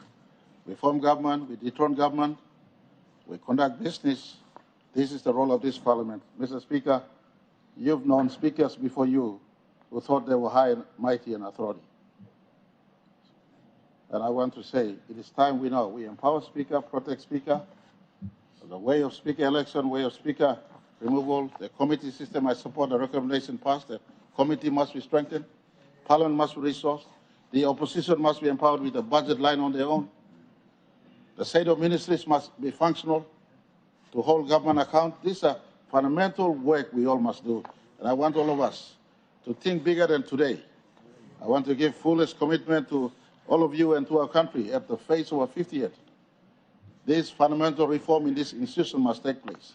The debate whether having two houses, the upper house and lower house, the role of governors, all these are important. How do we get Prime Minister to be elected? People election, what is the process? The current process, how do we make sure that he also doesn't look over his back all the time without compromising transparency, good governance, and work? Mr. Speaker, these are fundamental things that we must be engaged upon. And I want to say, 40 years on, this Parliament has produced, through democracy, there have been evidence of fragility. It is now our time to correct the weak spots, fix it up, strengthen it, and pass on a robust democracy. I want to counsel all of us, and those who will come after us, in a land of so much diversity like this, democracy is the best mode of government for our country. Many countries around the world have lost it to one-man leadership in a nation of so many and so many and 1,000 tribes. We cannot leave democracy. We have to protect and preserve democracy. I want to ask this Parliament, as our executive government committee, to prepare for 2027 election better. All of us give a greater support to the Electoral Commission work next year. We look into this space better, and in part of the process, create an electoral process that is good for all of us. But when the electoral process is complete, Mr. Speaker, coming to the House, this House and the foundation it sets must be looked at so that in our own time we create something that also continues to stand, but stand and serve its people rightfully going forward into the future. Speaker, congratulations on you. I look forward to continue work with you on behalf of the national government. Congratulations to the Parliament of our country. The question is the question we now put. Those who favor say aye. All honorable members, before me sing out the leader, I think leader of the government business law, make him adjournment. Me like talk. Thank you, lo you plagda. Usadi make him more talk lo this block 41st anniversary of the Parliament. Let's see me go inside the 50th anniversary of the independence of the country. All planning to talk me make him finish. Executive government, all ministers, you me all the members of Parliament, you may take him into account that the next 50 years, and by you me must make him send his kamapa. Me like talk thank you. Too long. There's a time on this day, 41 years ago, maybe in young Blaman, may go look lo place look arawa panguna one night the sol. Misa harim na migo. Now on this day, where Prince Charles and me come na me open in Parliament, and me like come look in opening the Parliament na me kalabalus but me come and closer to that. The Parliament open. on that plane, me not even in my wildest dream that one day, but me sit down na this la potential of Parliament. Also, na me like talk thank you.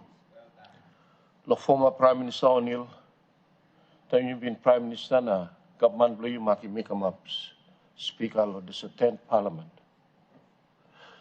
Me like talk thank you too long, Prime Minister Marape. Time you sim government, you still continue. The forming government again for 2022, maki me can 11th Speaker of the 11th Parliament again. So me got this labik lahamamas. Some of something me lookim. Time me come kisim to sasia. Me sabe talking. Until you said you come na you wear him the sasu, you sit down as a sasia. And one kind talk pisin or talk less, me say talk him ya by talk him. Na tete mi hamamas Prime Minister, you make him look sabe all our members, sepukatemo na lisla long Parliament. You may come inside the Parliament here, you may come here. And first also member of the Parliament. Now behind, you mix him come up also Speaker, come up also Prime Minister, come up also all ministers, opposition leader when them. This is secondary, but primary you may members of Parliament. Laga, a very, very important work we must make him. So me like looking also me start the next 50 years ago. Parliament, you must get the saluk savem long. Bloody time experience lo me become a speaker. Parliament ask him when I'm something halbim lo money long running lo Parliament. You mean a supple film. But constitution dog you must come up also. You must behind him. Now also you need to talk planning to talk the constitution. He start the next 50 years. You may behind him constitution. The houseman or house for people for Papua New Guinea, and you must give him priority long and first. So make him all walk long and so that by look out in people will in this country. One will look savem lo me. And you may stop here 2019, you may experience him. Inside lo Islam law or constitution, I got provisions, the constitution, lo makim. Prime Minister na rausimem. You got provision, the constitution, lo makim Governor General, na I got provision, lo rausimem. You got provision of constitution, lo makim Chief Justice, na lo rausimem. Lo Speaker, you got provision that's all, lo makimem, na inogat lo rausimem. We go look long, all constitutional planning committee, lo time before I put him constitution, only come na li recommend him. That Speaker too is some inside where he must get provision lo rausimem one kind of the Prime Minister. Mina sabe while for fathers blaming all no put him. There's la provision stuff. Or same that you even got this experience of 2019, I mean like talk good you must look lo this la provision na you must get provision lo Parliament lo we can rouse him Speaker. So Speaker no more good long. Me kam look sabe lo tupla incident. Also, there's a diversity blaming. Lo country am strong blaming. Lo 2018, this House Parliament blaming now imisinan longanya could have been bent down. Tamolayan blaming the disciplinary forces all in a one belt after the IPEC meeting. Now they come straight to Parliament. Plenty. Hapkan as all one only broke him now the son fire took and crap. I mean like to thank you long, Prime Minister. At that time, you remember the Taripori, now you come send up on the mean and meet of life. You send up na talk long haul, na stop him all. Because time he send up me look him, and all New Guinea Islands will stop. na tinting lolo li kamya, oli kamna oli AM. Leader blo region blam bla so mi bla respect him na harim. Plani online blo mi lo anta bistap. Anta marape em senap all to harim. Ada slaus no kono. Nar bla incident. Em time most be mi paya just couple of years ago laga. Most be pile ka dahap em the slaus to by paya. Oli kam lo here. Look. But time mi kam senap. Na mi look him. Online, New Guinea Islands, one place, Momase na online, oli luksabi lo mi. Na dok nokat, yumi holim. So this blood diversity blo yumi. Lo country blo yumi, I'm strong blo yumi. Lo making yumi. One nation, one country, one people. Na now yumi stop. So me get this one luksabi na me like to give him a strong him for the next 50 years time we go. So one day more said talk me make him. Me like talk sabel you all members. He got all programs outside. Suppose you me must go participate or go someone them online blame me. All he stop. He got all former members of parliament who said all he been stopped, lo start long end. Some blah long all he stop, all he put in constitution you me talk now all stop. It's a privilege and a honor. Lo by me gonna meet him all. Today, this morning, I met some of them when me no been Misa Harim name time me young blamani sumatin yet. But first time, let me say can let me look more look face to face today. So me ask him, all members blame me, so was you got opportunity, meet him all this line. Talk sabe long all the members blame me lo parliament. They have known. And by you may unveil him. This plus statue. Long grand chief who said to me, founding father on the country blame me. So me ask him, you may all get us of us, you may not make him, you may come now witness him this location. Me like talk thank you, lo yubla line, he come lo angram, lo yubla come lo place lo grand chief somare, tete you may sit down inside long this house, thank you lo yubla lo come. One of them display missing out now long. Minister of Fisheries, acting leader of government business. Thank you, Mr. Speaker. I move that the Parliament do now adjourn until tomorrow at 10 a.m. Question is that the motion we agree to. Those in favor say aye. Aye. Those against say no. The ayes have it. Honorable members, Parliament is now adjourned to 10 o'clock tomorrow morning.